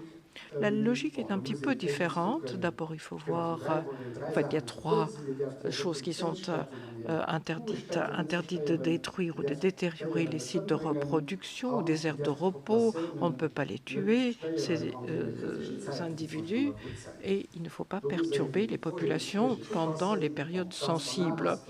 Alors, bien entendu, vous ne pouvez pas enlever les arbres ou les haies entre mars et octobre et dans une zone de protection des oiseaux pour ceux qui hivernent. Ici, il faut faire très attention, notamment s'il y a un risque d'inondation. Donc, énormément de choses qu'il faut vérifier, voir quelles sont les mesures qui vont pouvoir atténuer ou voire éviter ces impacts, ou avoir tout de suite déjà auparavant des effets compensatoires. Quand on a étudié tout cela, aussi bien pour ce qui est des procédures européennes, mais également la directive Habitat, voir que pouvons-nous faire pour réduire l'impact. Toute une série de mesures qui sont possibles ou nécessaires. Je l'ai déjà évoqué, le décompactage du sol après la fermeture du chantier pour que cela puisse à nouveau être utilisé par l'agriculture. Idem pour la réinstallation des infrastructures agricoles. Il est évident, il faut parler avec les agriculteurs pour les prévenir. Il faut travailler avec les agriculteurs et pas contre eux. Pour ce qui est des forêts, il faut compenser des surfaces forestières qui seront défrichées. Il faut optimiser les lisières forestières. On a parlé du paysage là aussi. Et il faut structurer le paysage de telle sorte que, point de vue optique, ce soit bon pour l'être humain, mais que ce soit également utile pour les oiseaux. Il faut l'intégration paysagère de la route. Et le volume de rétention qui sera perdu à cause des crues, eh bien, il faut les prévoir auparavant. Donc, mesures de compensation. Il faut adapter les mesures pour limiter la pollution et du sol et de l'eau à cause de tous les outils, tous les appareillages qui sont utilisés dans le chantier. Il faut voir les infrastructures, notamment de Créos, pour ne pas toucher une conduite de gaz, par exemple, pendant la construction. Et puis, attention au cadastre des sites. Est-ce qu'il y a un risque de pollution? Est-ce qu'il y en a? Et puis, des murs anti-bruit sur le sud d'Alsing, installation de bassins de rétention, je l'ai indiqué, la renaturation de l'Alzette, très important à cause des oiseaux. C'est un projet très important. Je reviens sur le début de mon exposé, c'est-à-dire il faut parler avec les agriculteurs pour voir comment réaliser cela avec les agriculteurs. Alors, je ne vais pas poursuivre cette liste, mais je les ai évoqués. Romain Fox l'a dit, la tranchée couverte que l'on va faire au sud du Fenholz, important parce que on a prévu de faire ce passage de la faune par-dessus le chemin de fer, avoir une tranchée couverte pour que le contournement n'emmène pas une fragmentation. Voilà, j'en ai terminé. Je vous remercie. Merci, Manu. Merci beaucoup à Manu Pfeifenschneider qui contribue avec son expertise et qui, bien sûr, s'est laissé conseiller par des spécialistes qui ont fait un grand travail sur le terrain et dont nous avons besoin, ces spécialistes, pas simplement pour effectuer les analyses, mais également pour réfléchir à des compensations et à développer ces projets de compensation parce que effectivement nous allons construire quelque chose dans une zone naturelle et nous devons rendre quelque chose à la nature, quelque chose de pertinent et pas quelques petits arbres d'alibi ou de prétexte parce que nous n'avions pas vraiment d'idée. Non, nous devons vraiment élaborer des concepts qui soient adaptés. Donc, si nous prenons quelque chose de nature, nous devons restituer quelque chose. On a parlé de renaturation. Oui, ça c'est un sujet qui est important et qui peut constituer une possibilité. Alors oui, il faudra également tenir compte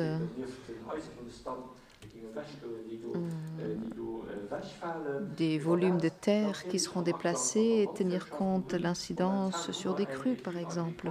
Et nous avons d'ailleurs réalisé une étude agricole où un bureau spécialisé a étudié le paysage, les exploitations agricoles. Et oui, il faudra engager un dialogue positif avec les exploitants agricoles pour tenir compte de tous ces éléments. L'archéologie a été citée. Si le gouvernement conseil prend la décision d'avancer, alors oui, s'il y a des éléments archéologiques, il faudra oui, en tenir compte et anticiper les choses. En tout cas, merci beaucoup pour ces explications. Nous venons de voir maintenant plusieurs aspects. Alors, une route, d'une part, c'est une intervention dans la nature, mais d'autre part, c'est un projet qui apporte quelque chose aux gens. Et puis, il y a également quelques aspects un peu plus douloureux, à savoir l'argent, l'aspect financier. Je ne veux pas vous cacher ce volet, donc il faut tenir compte de l'aspect financier. Il y a une procédure d'autorisation qui est importante. Pour l'aspect financier également, une loi de financement doit être adoptée à la Chambre des députés. Ce n'est pas comme si Pont et Chaussée où le ministre pouvait dire voilà, nous allons vider les caisses de l'État. Non, il faut qu'une loi de financement soit adoptée et en fonction des variantes, nous sommes à une estimation de 75 à 100 millions d'euros valeur nette. Alors, pour la variante ouest, il y a déjà des compensations qui sont prévues, le passage à faune ou à gibier et puis la tranchée couverte au Fennerholz. Et donc, cet élément-là est pris en compte dans la variante concernée. Donc, si l'on tient compte des mesures compensatoires et d'autres éléments, alors pour certaines variantes, on pourrait aboutir à 130 millions d'euros. Alors, l'aspect financier, l'aspect procédurier, tout ça a été abordé. Quelles sont maintenant les prochaines étapes? Encore un tout petit peu de théorie. Quelles sont les prochaines étapes? Comme pour tout projet, il faut commencer par étudier. La conception doit être réalisée, un projet doit être esquissé avec un bureau d'études et puis des études de faisabilité. Ensuite, APS, avant projet sommaire. Au niveau des études, ce sont en fait des études sommaires, mais exactes.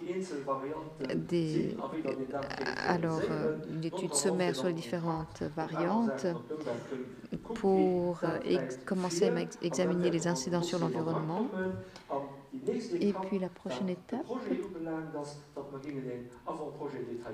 un avant-projet détaillé. Là, il s'agit de choisir une variante, de la présenter de manière détaillée.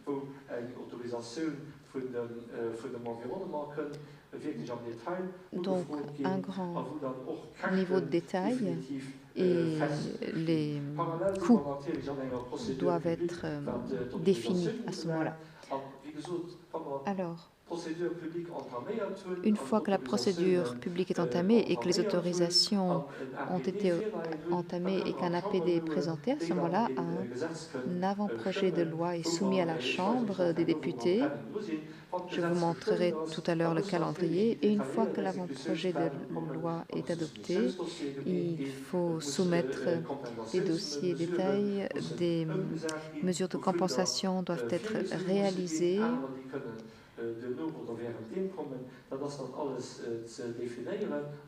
Et un élément important,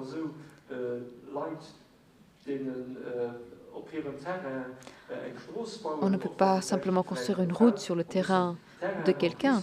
Non, il faut acheter des emprises, il faut que les acquisitions soient réalisées et cela n'est possible que lorsque le projet de loi est adopté et qu'il y a une utilité publique et le comité d'acquisition est un mandat.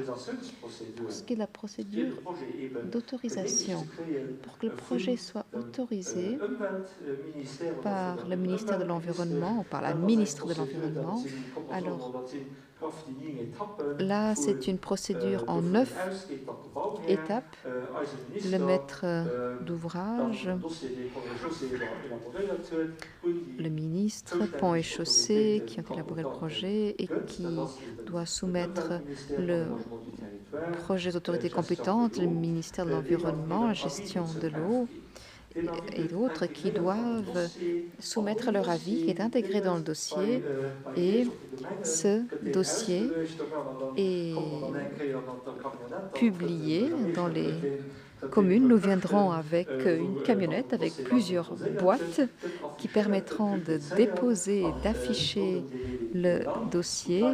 Et à ce moment-là, le grand public pourra apporter ses commentaires, ses objections.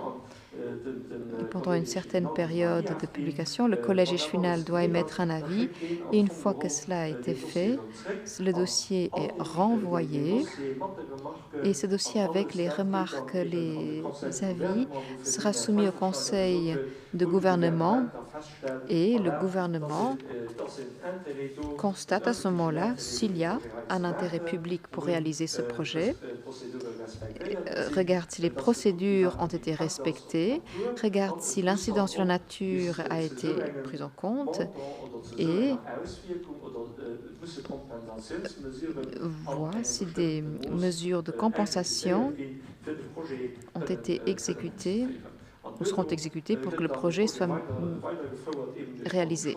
Ensuite, Ponts et Chaussées réalise le projet avec les différentes administrations et puis la ministre de l'Environnement ou le ministre de l'Environnement donne l'autorisation qui sera publiée et qui indiquera que le projet est autorisé et pourra être réalisé. Voici un planning. C'est un petit peu comme un cours d'eau, du haut vers le bas. À l'automne, à gauche, nous voulons engager la procédure publique. Le ministre l'a dit. Oui, à l'automne, la procédure publique sera engagée. Nous allons vous consulter. Pourquoi à l'automne? Ce serait un peu dommage de le faire en plein été, en période Covid. Donc, il vaut mieux le faire à l'automne et ne pas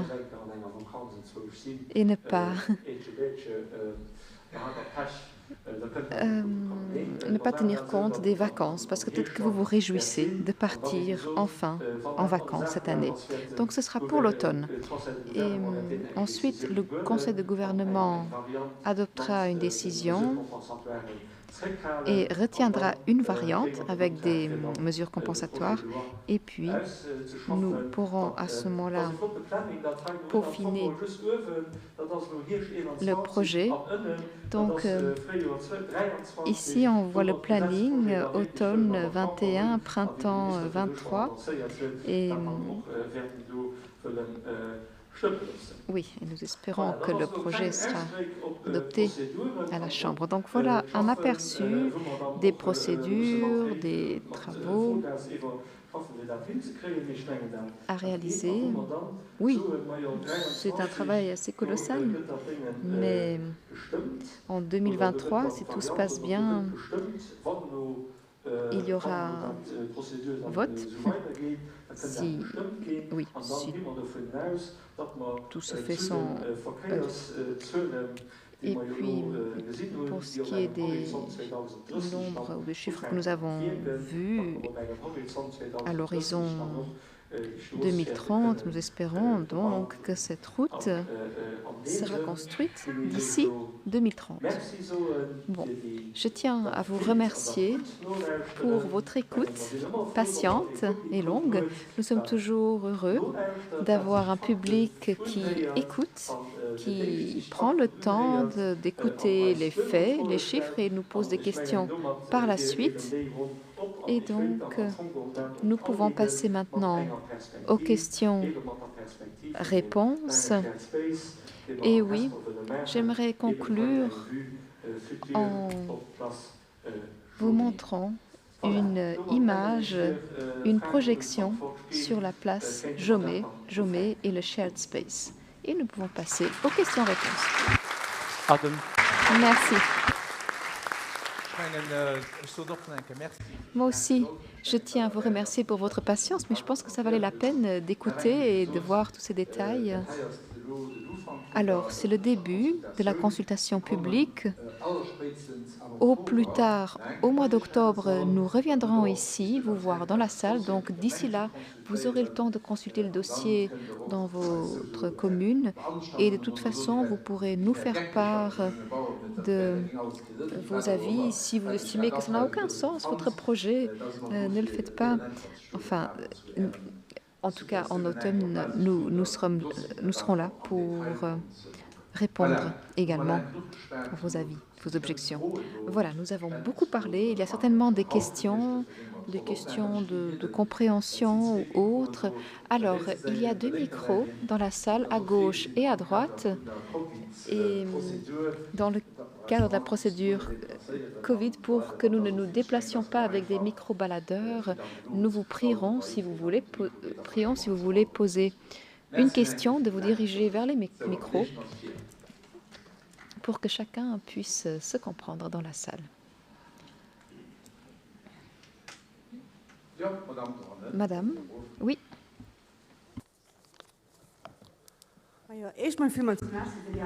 Un grand merci pour cette présentation extrêmement détaillée, pour les analyses très précises. Moi, je vis à Alzingen et je me fais tout de même des soucis parce que je me dis qu'il y aura une grande route qui sera construite là derrière le train. Nous avons un beau jardin et nous entendons encore le chant des oiseaux et voyons toute la diversité des oiseaux. Et puis, il y aura du bruit, des voitures. Bon, vous avez parlé des murs anti-bruit, que vous allez tenir compte de cela, mais quel sera l'aspect optique et est-ce qu'il y aura tout de même des nuisances sonores? Est-ce qu'elles seront complètement atténuées? Puis donc je me fais des soucis, peut-être que d'autres arriveront également. Est-ce que vous pouvez déjà m'apporter des éléments de réponse? Alors c'est très difficile parce que nous sommes au stade de l'avant-projet sommaire et là vous posez une question en fait précise à un endroit précis là où vous habitez. Et comme la variante n'a même pas encore été retenue, c'est difficile de répondre, mais vous avez tout à fait raison de vous faire du souci de poser ces questions. Et bien sûr, Nous allons essayer de faire tout ce qui est possible pour ne pas nuire aux riverains, pour ne pas accroître les nuisances à l'avenir comparé à la situation actuelle. Non, nous voulons proposer quelque chose pour que les citoyens puissent en profiter. Donc, je suis assez optimiste. Je pense que nous y arriverons, Monsieur Fox. Je pense que nous pouvons tout de même le dire. Mais de toute façon, maintenant, il y aura la phase de consultation des données et quand le Conseil de gouvernement, en fait, c'est prévu dans la procédure. Moi, je ne peux même pas me prononcer sur l'une des 4 variantes qui ont été montrées ici ce soir. Je ne peux pas le faire. Je dois attendre que les citoyens, que le grand public ait pu s'informer, se forger un avis, et puis nous recevrons les avis des communes et nous voulons tenir compte de tout ce qui sera dit par les citoyens, et puis nous allons retravailler le projet, et puis je ferai, et seulement après, je ferai une proposition au gouvernement pour choisir une des variantes. Et puis, je suis certain que nous reviendrons plusieurs fois vous voir. Et quand je dis à l'automne, oui, nous reviendrons à l'automne. Ça, c'est dans le cadre de la première étape de la procédure, mais tout au long de la planification et du détail, nous reviendrons plus qu'une fois. Et à ce moment-là, nous pourrons apporter des réponses plus précises à ce genre de questions précises. Oui, je peux peut-être ajouter quelque chose. Ce n'est pas la première fois que nous construisons une route là où il n'y en avait pas auparavant, où il y aura des incidences. Et pour ce qui est de la variante Alzingen, oui, nous n'allons pas construire dans vos jardins. Mais lorsque nous avancerons avec les études APD, nous allons contacter les personnes concernées et nous avons déjà trouvé des solutions. Nous avons pu proposer des aménagements à des personnes pour qu'elles ne soient pas gênées par le bruit. Donc nous avons réussi dans d'autres projets, mais bon,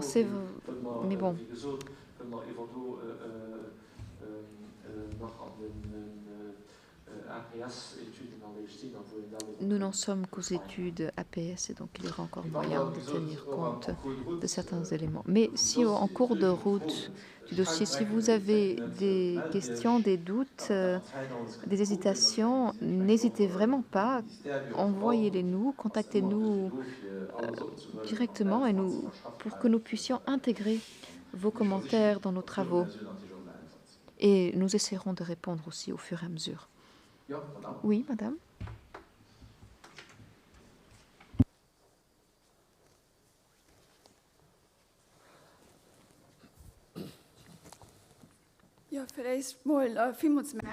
Eh bien, d'abord, merci beaucoup. Merci beaucoup de nous donner cette nouvelle, comme quoi cela avance. Nous sommes nombreux, je pense, à penser cela, justement.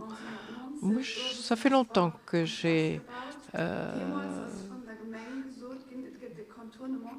acheté une maison, am Schloss, il y a plus de 20 ans. À l'époque déjà, on parlait de ce projet. Et nous, on a énormément de circulation pendant les heures de pointe, et ça pendant longtemps.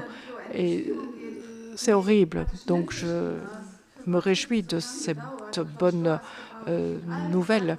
Mais pourquoi est-ce que cela a pris autant de temps? On a construit la Cloche d'Or, on a construit ailleurs, et on n'a pas compris pourquoi, chez nous, il n'y a pas eu des progrès d'infrastructures. Ce sont les infrastructures qu'il faut améliorer le plus et le plus tôt.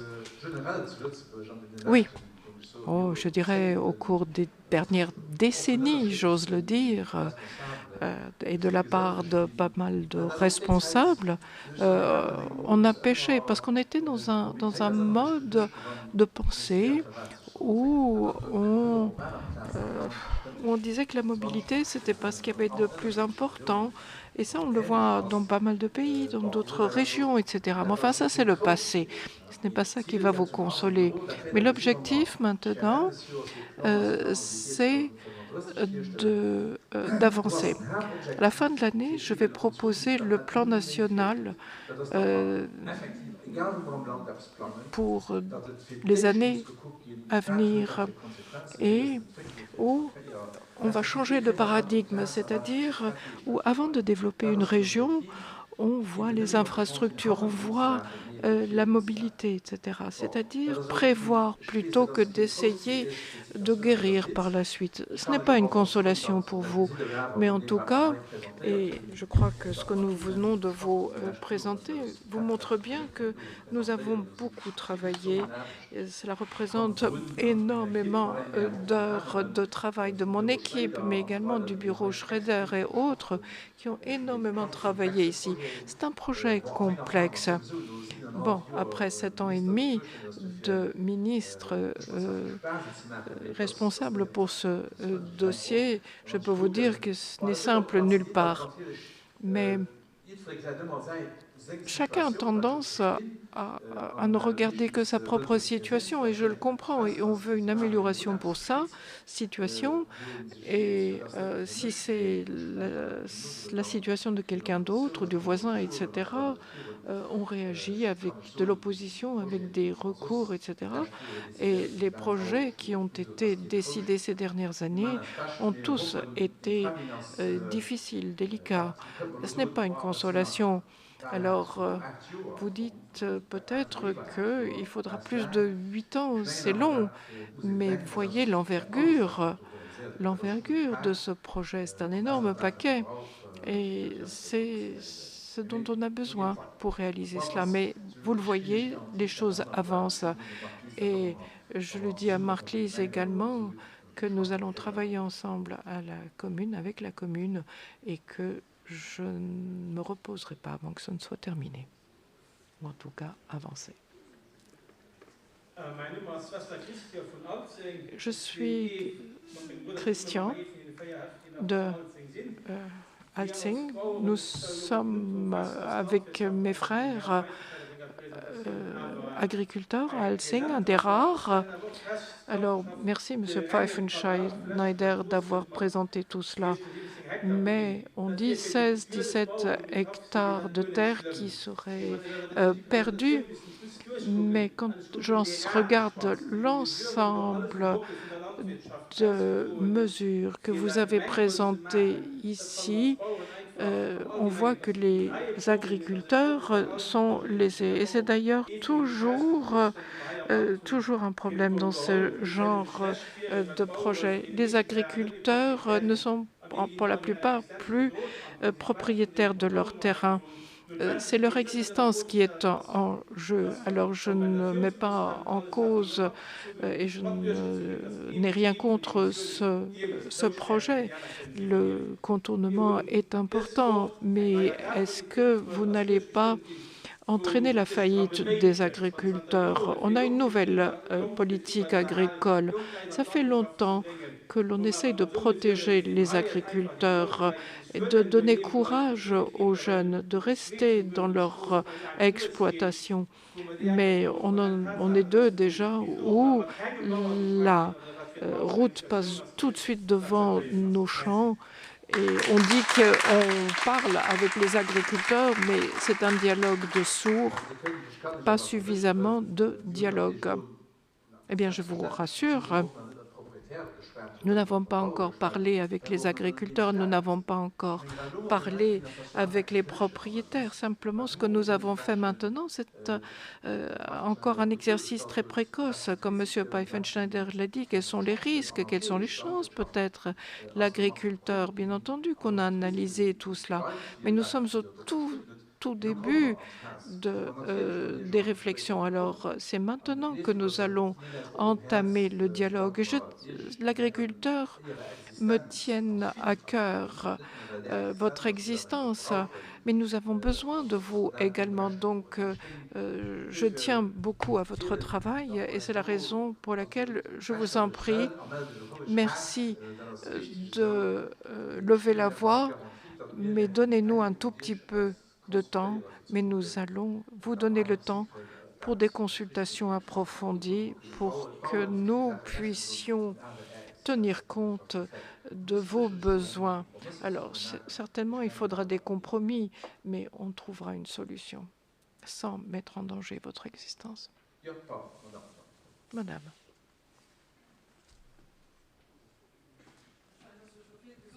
On a déjà beaucoup parlé. Nous avons un problème de trafic à Espérange, la pollution, le bruit, les embouteillages. Alors, quelques points maintenant pour élargir. Le contournement va atterrir au Val de Cloche d'Or, où il y a déjà des bouchons dès maintenant. Alors, je ne vois pas de solution dans ce que vous avez proposé ici, parce qu'il y a déjà un nœud. Le tunnel Ovald ne peut pas être élargi. Est-ce que vous avez une option ouest plus qui passerait par le Kirchberg? La qualité de l'air, la pollution. Alors oui, bien sûr, cette pollution est énorme au cœur du village, mais si on met les voitures qui traversent le village maintenant, si on les amène sur le contournement, la pollution sera la même. Notre air respiré au centre-ville sera peut-être meilleur, mais pour la planète, ça ne change rien. Alors maintenant, le rail. Luxembourg, Moutfort, Wasserbillig.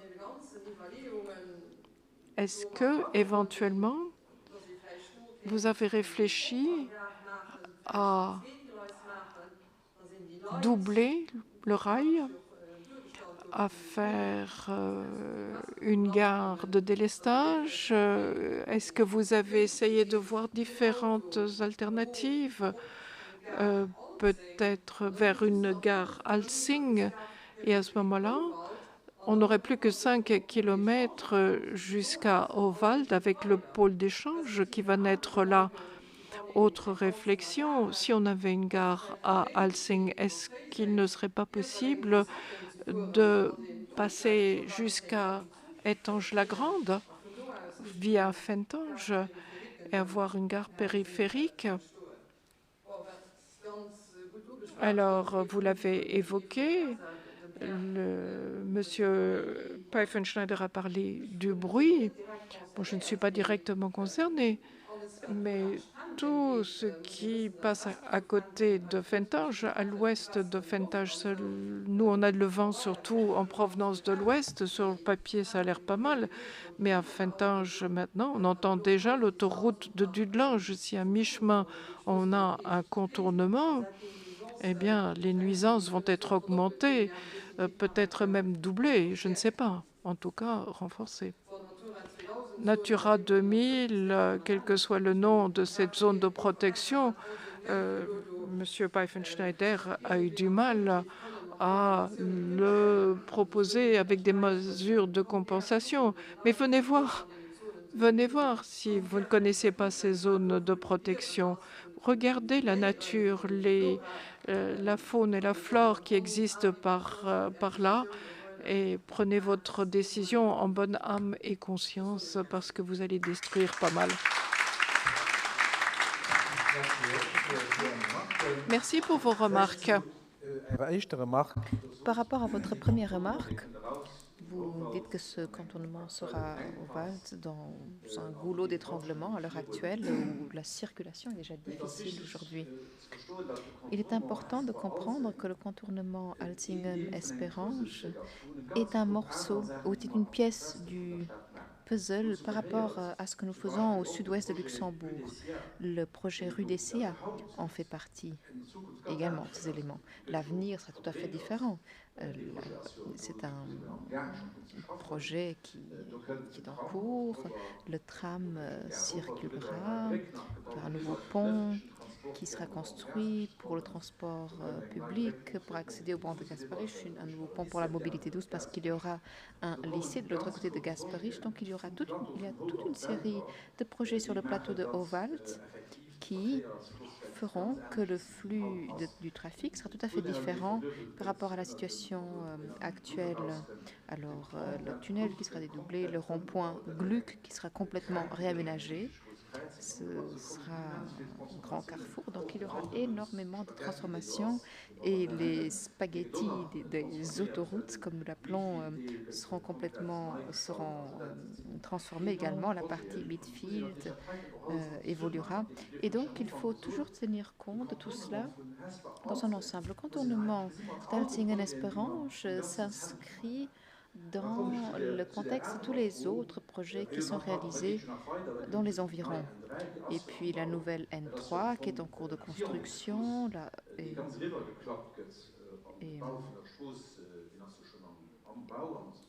donc le chantier est en cours. Les premiers rails ont été posés après la Fixerstufe, ou derrière la Fixerstufe à Bonnevoie. Et puis un parking relais à la Cloche d'Or pour 2000 voitures qui est en cours de construction. Nous sommes en train de mener des réflexions au-delà, un parking relais éventuellement à Bétambourg pour les frontaliers qui viennent travailler dans ce coin. Donc il ne faut pas penser que tout le monde continuera à prendre sa voiture pour venir travailler jusqu'ici. Donc il y a plein de projets qui sont en cours, y compris dans la région frontalière. Et puis, quand nous présenterons le plan de mobilité 2035, vous verrez d'autres projets. Le tram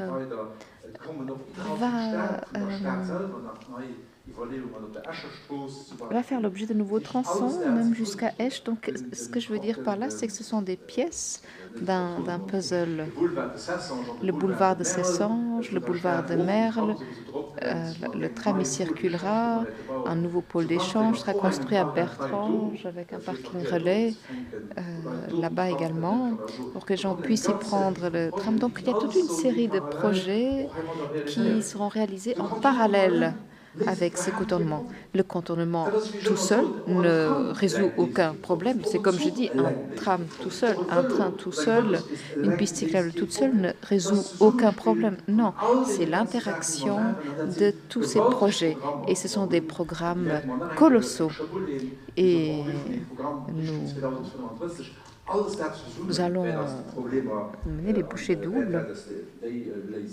Et c'est l'ensemble de tous ces projets qui permettront d'améliorer la situation. Et une fois que tout sera achevé, eh bien, la mobilité dans 10 ans sera tout à fait différente qu'à l'heure actuelle. Nous aurons modifié nos habitudes d'ici là. Et là où nous avons déjà lancé ces projets, cela fonctionne. C'est merveilleux de voir que les gens utilisent différents modes de transport. Alors, il y a maintenant 85%, une augmentation de 85% dans le rail. Donc beaucoup plus de personnes qui utilisent ou qui prennent le train maintenant. Donc, il ne faut pas garder à l'esprit uniquement ce contournement, mais tenir compte de toutes les pièces du puzzle. Et ce contournement est nécessaire pour que tout puisse fonctionner. Donc, moi, je ne fais pas de politique contre la voiture. Moi, je fais une politique en faveur d'une nouvelle modalité. Nous devons changer le système dans lequel nous vivons. Nous devons complètement changer le système. Et un projet comme celui-là, même s'il est douloureux, en fait partie. Et oui, si je le pouvais, je ne voudrais faire couler aucun millimètre de béton. Mais nous devons être réalistes. Nous pourrons résoudre ce problème quand combinons tous ces projets et en les réalisant ensemble. Vos questions sont tout à fait justifiées, pertinentes, mais gardez à l'esprit le contexte dans son ensemble. Monsieur Fox, vous vouliez peut-être ajouter quelque chose à propos des compensations et des études d'incidence environnementale, parce que c'est important pour ce site-ci. Oui, nous en sommes tout à fait conscients. Cette zone naturelle n'a pas été attribuée pour rien. Nous en sommes conscients. Nous veillons à ce que les expertises soient réalisées pour atténuer, compenser là où c'est possible. Et le projet n'est faisable que si nous n'éliminons pas non plus une espèce, et je le dis de manière un peu crue. Donc, il faudra faire les choses en respectant les règles. Oui, si un chantier ne peut pas être installé au printemps, ben ce sera comme ça. C'est une question de sensibilité, de doigté et bien oui, peut-être qu'il faudra déplacer l'une ou l'autre espèce, prévoir d'autres sites de reproduction. Oui, mais cette sensibilité, nous l'avons et le cadre réglementaire nous l'impose d'ailleurs. Gare d'Alzingen. Ah oui. Alors, dans le plan 2035, nous essayons de voir ce qui est possible d'aménager. La gare d'Alzingen, est-ce réaliste? Bon, nous pouvons examiner cela avec mon équipe et nous pourrons vous donner une réponse plus précise en automne. Christophe Reuter, où est-il? Ah, il est là-bas. Christophe Reuter et son équipe, c'est l'équipe de planification du ministère qui coordonne. Nous avons bien pris note et nous verrons éventuellement à quoi ça pourrait ressembler et à l'automne, nous vous donnerons une réponse plus précise. Oui, madame.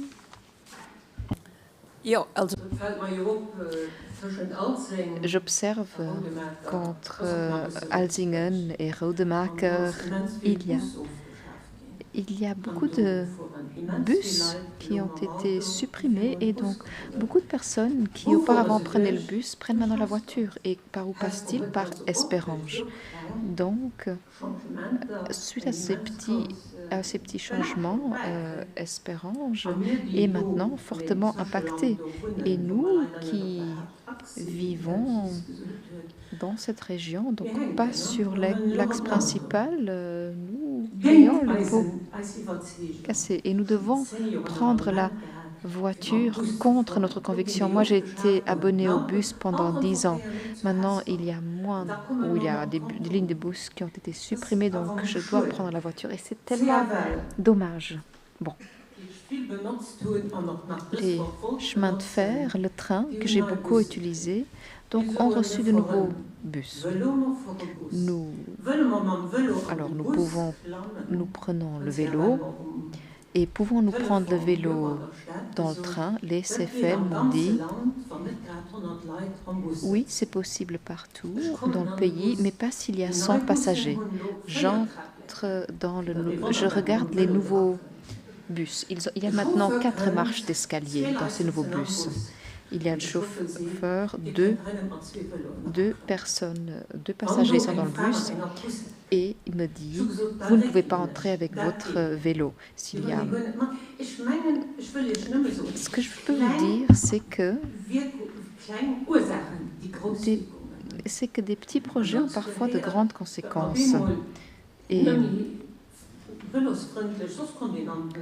auparavant, l'on pouvait prendre le vélo, même monter dans les bus. Maintenant, il y a beaucoup de choses qui ne sont plus possibles.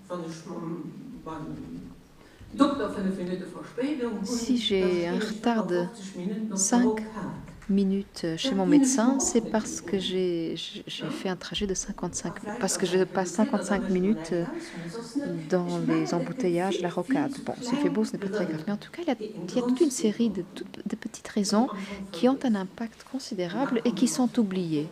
Et puis, alors oui, on vient à des idées de contournement et de beaucoup de trafic. Je suis arrivée en retard parce que j'ai pris 50 minutes du Limpersberg jusqu'ici. Ce n'est pas normal.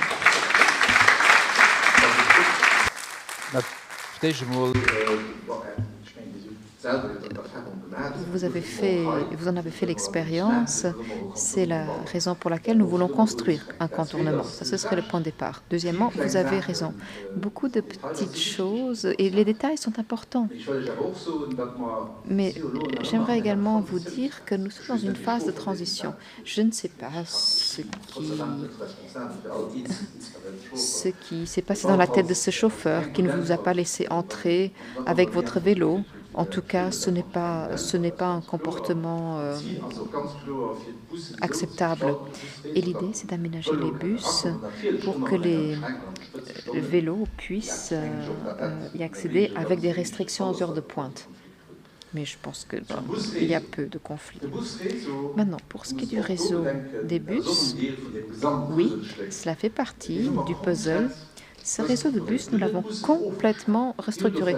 Nous n'avons pas éliminé ou supprimé des bus. Bon, peut-être que vous avez un peu de malchance. Peut-être qu'à ce stade, vous êtes désavantagé par le nouveau réseau de bus. Mais nous l'avons complètement réorganisé. Et là aussi, c'est important de garder la vue d'ensemble. Le réseau de bus ne correspondait plus aux besoins. Et ce travail est en cours. Cette réforme est en cours. La première partie est achevée. De toute façon, un réseau de bus est quelque chose de vivant. Il évolue. On ne peut pas dire qu'on a un nouveau réseau de bus qui serait valable pour les 10 prochaines années. Ce n'est pas comme ça n'aurait pas de sens. Et souvent, dans la pratique, les choses ne se passent pas comme prévu. Et il y a toujours de nouveaux développements où les citoyens attirent notre attention sur telle ou telle chose. Vous aviez prévu ceci, ça ne fonctionne pas très bien. Un réseau de bus est un réseau vivant.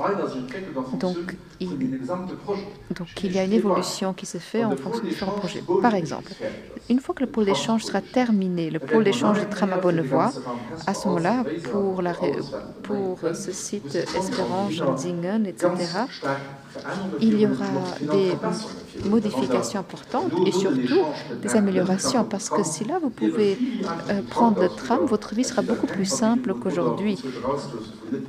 Parce qu'aujourd'hui, la situation n'est pas optimale. Donc nous sommes dans une phase de transition. Une fois que la gare nouvelle sera ouverte, il y aura des modifications, des améliorations. Donc à chaque fois que l'on avance, il y a des modifications, des avancées. Mais c'est vrai que le plus compliqué, c'est la phase de transition. Mais si nous ne passons pas par cette phase de transition, si nous ne construisons pas, la situation ne va jamais s'améliorer. En ville, le tram, disons que le tronçon le plus difficile vient d'être achevé. C'était extrêmement difficile pour les commerçants de la ville, mais également pour la circulation de manière générale. Mais quand on regarde le résultat aujourd'hui, cela en a valu la peine. Et ce sera la même chose pour les autres projets. Donc la combinaison du train avec les autres modes de transport, oui, ça prend du temps, ça prendra encore quelques années, mais une fois que ce sera terminé, vous verrez que ce sera agréable, que ce sera positif. Mais de toute façon, pour toutes, oui, si vous avez des soucis, des préoccupations, des griefs, vous pouvez contacter les services. J'ai contacté les services au mois de novembre.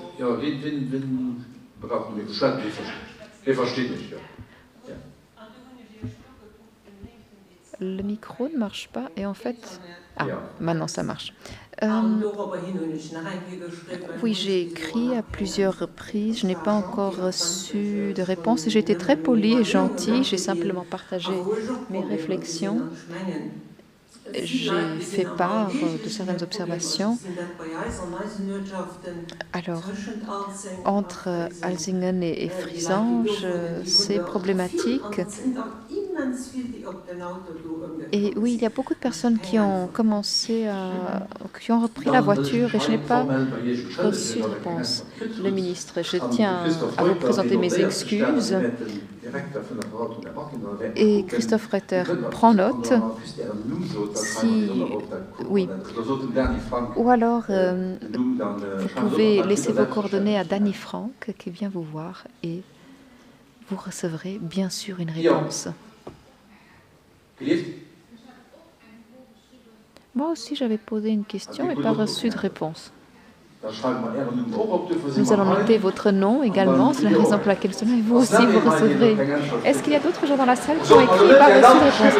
Ne me dites pas que vous avez tous écrit et que nous avons répondu à personne. Ce n'est pas possible. En sortant, vous pouvez transmettre vos coordonnées à Madame Franck si vous avez posé des questions et pas reçu de réponse. Alors, je n'ai pas les chiffres sous les yeux, mais nous avons reçu beaucoup de commentaires. Non, ce n'est pas comme si nous ne répondions pas, mais je ne veux pas maintenant utiliser des prétextes. Mais en tout cas, une réforme aussi importante avec toute une montagne de mails et de courriers, ce n'est pas toujours facile. Et puis il y a une restructuration dans notre administration. Mais en tout cas, nous allons vérifier. Et si vous nous avez écrit, oui, il est normal que vous receviez une réponse. Oui. J'ai une question très brève en fait. Hors micro malheureusement.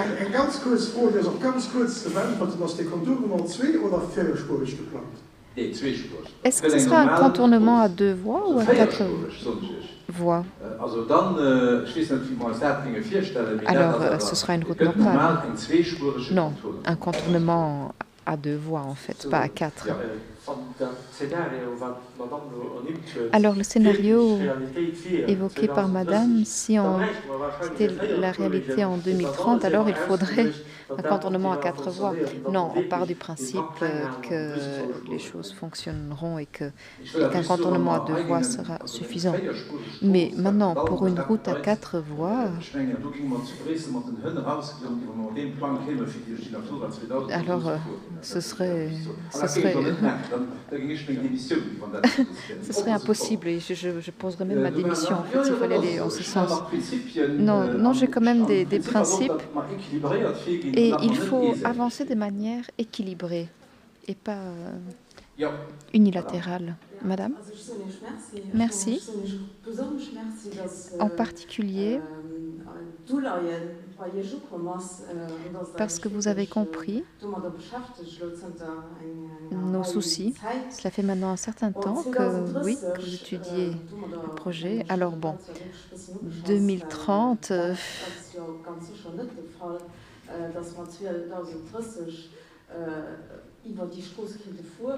Alors en 2030, nous n'y serons pas encore. Nous sommes en fait dans le scénario 0 en 2030. Ce ne sera pas l'aboutissement en 2030. Mais bon, ce qui compte, c'est que vous avanciez. Pourquoi pensez-vous que l'on n'y arrivera pas en 2030? J'ai beaucoup réfléchi. Donc, dans quelle année sommes-nous? Vos spécialistes peuvent faire un planning. Donc en décembre 2022, consultation, ça prend 3 années pour faire des fouilles archéologiques, 3 années pour compter certaines espèces animales, les sauterelles. En tout cas, ce qui est positif, c'est que vous êtes en train d'avancer, que vous bougez. Alors, c'est vrai que le Luxembourg a toujours du retard dans tout. Souvent même un retard de 50-60 ans. En tout cas, dans la présentation, il y avait un slide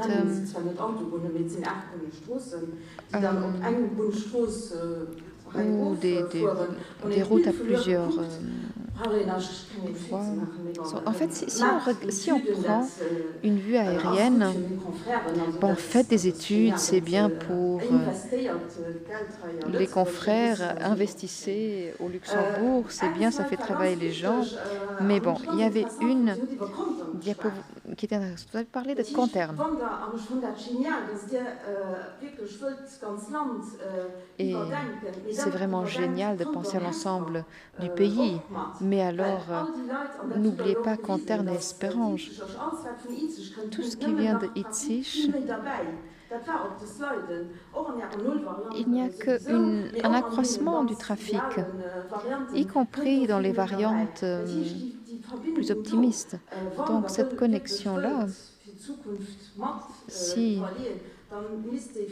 vous voulez vraiment y réfléchir, il faudrait vraiment l'inclure pour l'avenir. Alors, nous sommes tout à fait conscients de l'évolution, les 15 prochaines années, y compris la cloche d'or. Ceux qui me connaissent savent à quel point la nature est importante pour moi. Mais une chose que je ne comprends pas, est-ce que l'être humain ne fait pas partie de la nature? Toutes ces études, et pas simplement pour Espérance, mais toutes ces études, nous savons que les valeurs d'azote sont beaucoup trop élevées. Nous savons à quel point les problèmes de santé sont exacerbés, surtout pour les personnes, pour les riverains. Alors, les chiffres sont beaucoup plus élevés que pour le cancer, pour tout ce qui est des dommages de santé, des dégâts de santé. Mais où sont ces études? À qui faut-il s'adresser?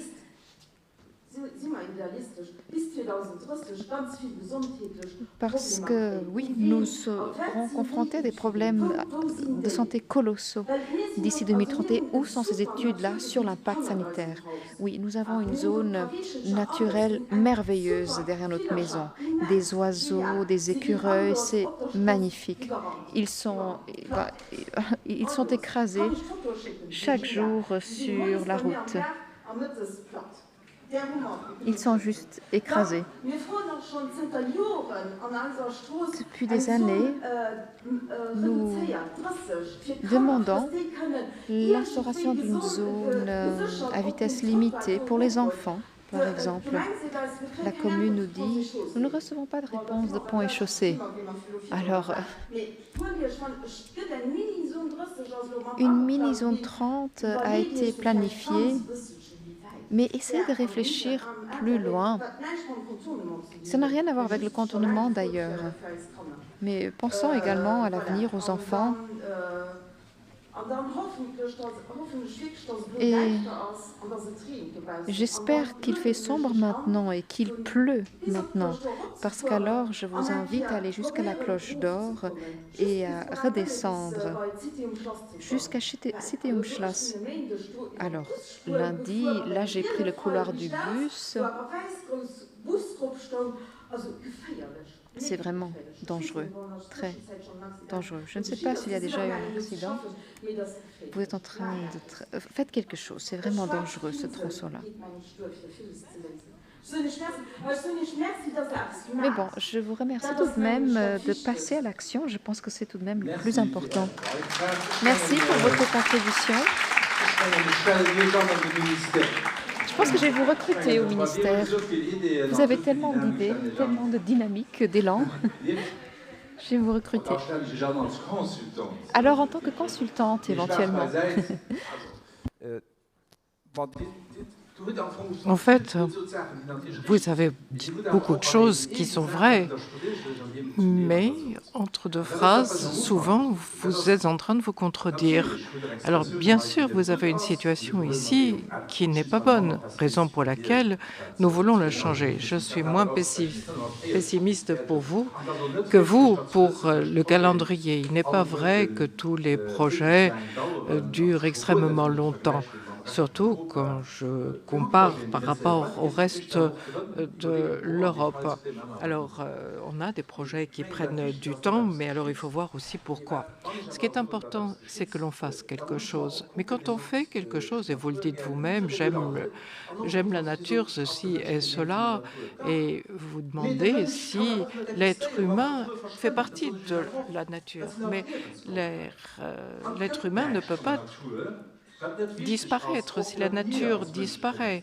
Mais nous devons aussi pouvoir exister. Il ne faut pas l'oublier, surtout dans cette pandémie du Covid, on nous montre nous prouve à quel point nous sommes vulnérables, à quel point cet équilibre risque de disparaître. Et si on ne fait pas attention, les 20-25 prochaines années, on verra que ce que l'on vivra à ce moment-là, que ce que nous avons connu pendant les confinements, eh bien, moi, je pourrais arrêter aujourd'hui même, mais j'ai 64 ans, j'ai des petits-enfants.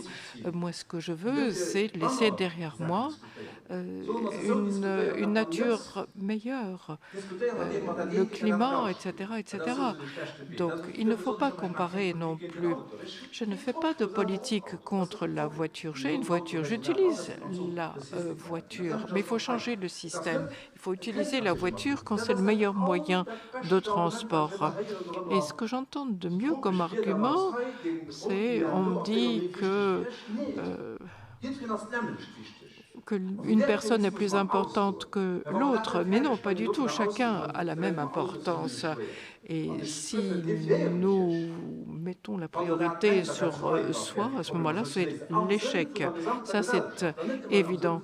Donc, il ne faut pas simplement regarder l'individu, mais ce que je vous propose, c'est devenez actif. C'est facile de dire la politique ne fait rien, etc., et ça ne m'intéresse pas, mais ce n'est pas vrai. Engagez-vous. Propos hors micro. Encore des propos hors micro. Donc engagez-vous, si vous avez des idées, portez-vous volontaire aux élections, devenez active. Mais nous avons fait des études, elles ne sont pas inutiles et pas du tout pour faire gagner de l'argent à des bureaux d'études, non, mais parce que nous voulons que ça tienne la route, que ça ait un sens. Souvent, oh, j'aurais pu vous dire bravo. Je peux bien entendu entrer dans une salle comme ce soir et vous dire mais vous avez raison, etc. Et à ce moment-là, tout le monde va applaudir et je peux sortir content. Mais ce n'est pas cela. Ce n'est pas pour cela que je viens, mais pour que nous puissions discuter et que nous puissions ensemble avancer. Avec les projecteurs dans les yeux, je ne vois pas très bien. Ah. Sans micro, malheureusement. Monsieur Bauch, je vous entends, mais les interprètes ne vous entendent pas.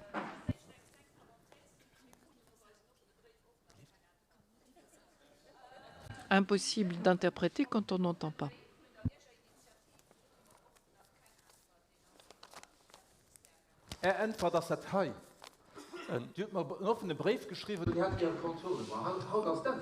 Mais la réponse, je vous la donne maintenant. Vous avez demandé un contournement, vous l'avez, vous allez l'avoir. Venez me voir au ministère, vous êtes une initiative populaire, venez me voir au bureau. Hors micro, malheureusement, la dame.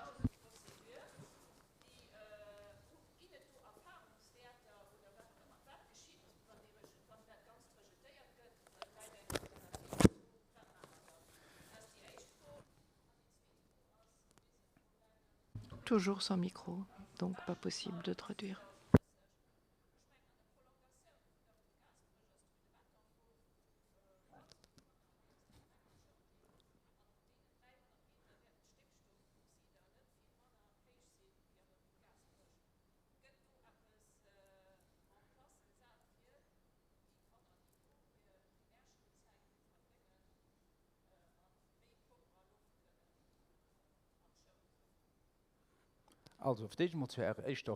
Pour votre première question,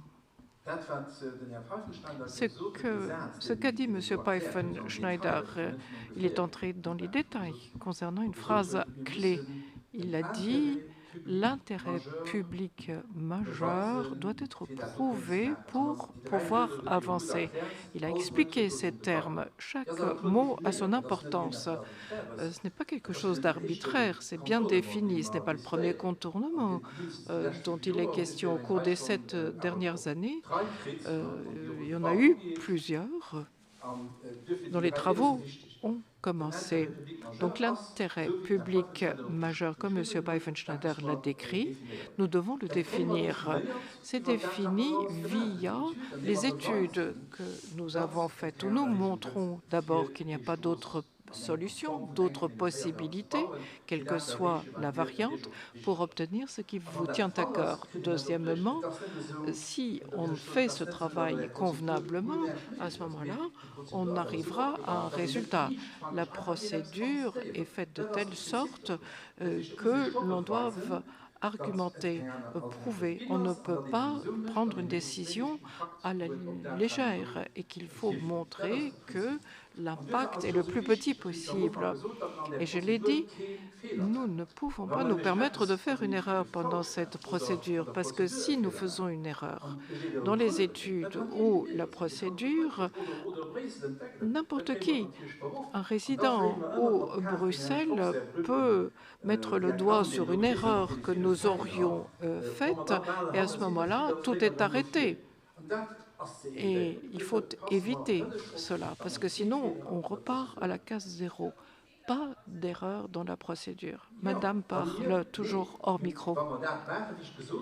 Réponse, si nous procédons ainsi, si nous prouvons via toutes les études que cela est important, à ce moment-là,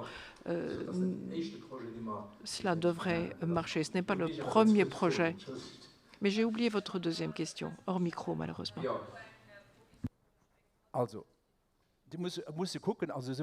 Eh bien, il faut voir cela.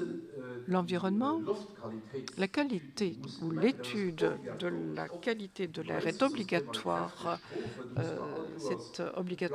C'est un plan annuel qui doit être soumis à Bruxelles où nous montrons, lorsque nous arrivons à dépasser ou lorsque nous dépassons le seuil, la valeur limite de dioxyde d'azote, nous devons montrer ce que nous faisons pour limiter cette pollution. Je vais vérifier cela auprès de Madame Diesborg et vous recevrez une réponse. De toute évidence, si nous avons, ou plus exactement, si nous avions une forte concentration de dioxyde d'azote à proximité d'une école, on nous taperait sur les doigts et nous serions obligés d'apporter des mesures correctrices. Alors, écrivez-moi si vous le voulez. Faites-moi un mail c'est plus simple. Et je transmettrai cela à Madame Diesborg.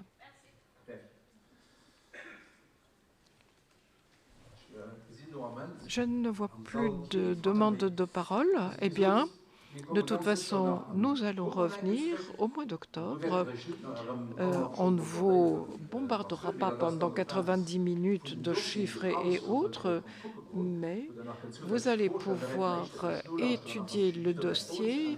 Vous aurez des questions et nous essayerons sur pièce de vous montrer ce que nous avons fait. En tout cas, pour ce soir, merci pour votre patience. Merci pour les échanges, même houleux, que nous avons pu avoir. Et je vous souhaite une bonne soirée pour ceux qui restent. Et on se retrouve cet automne. Bonsoir.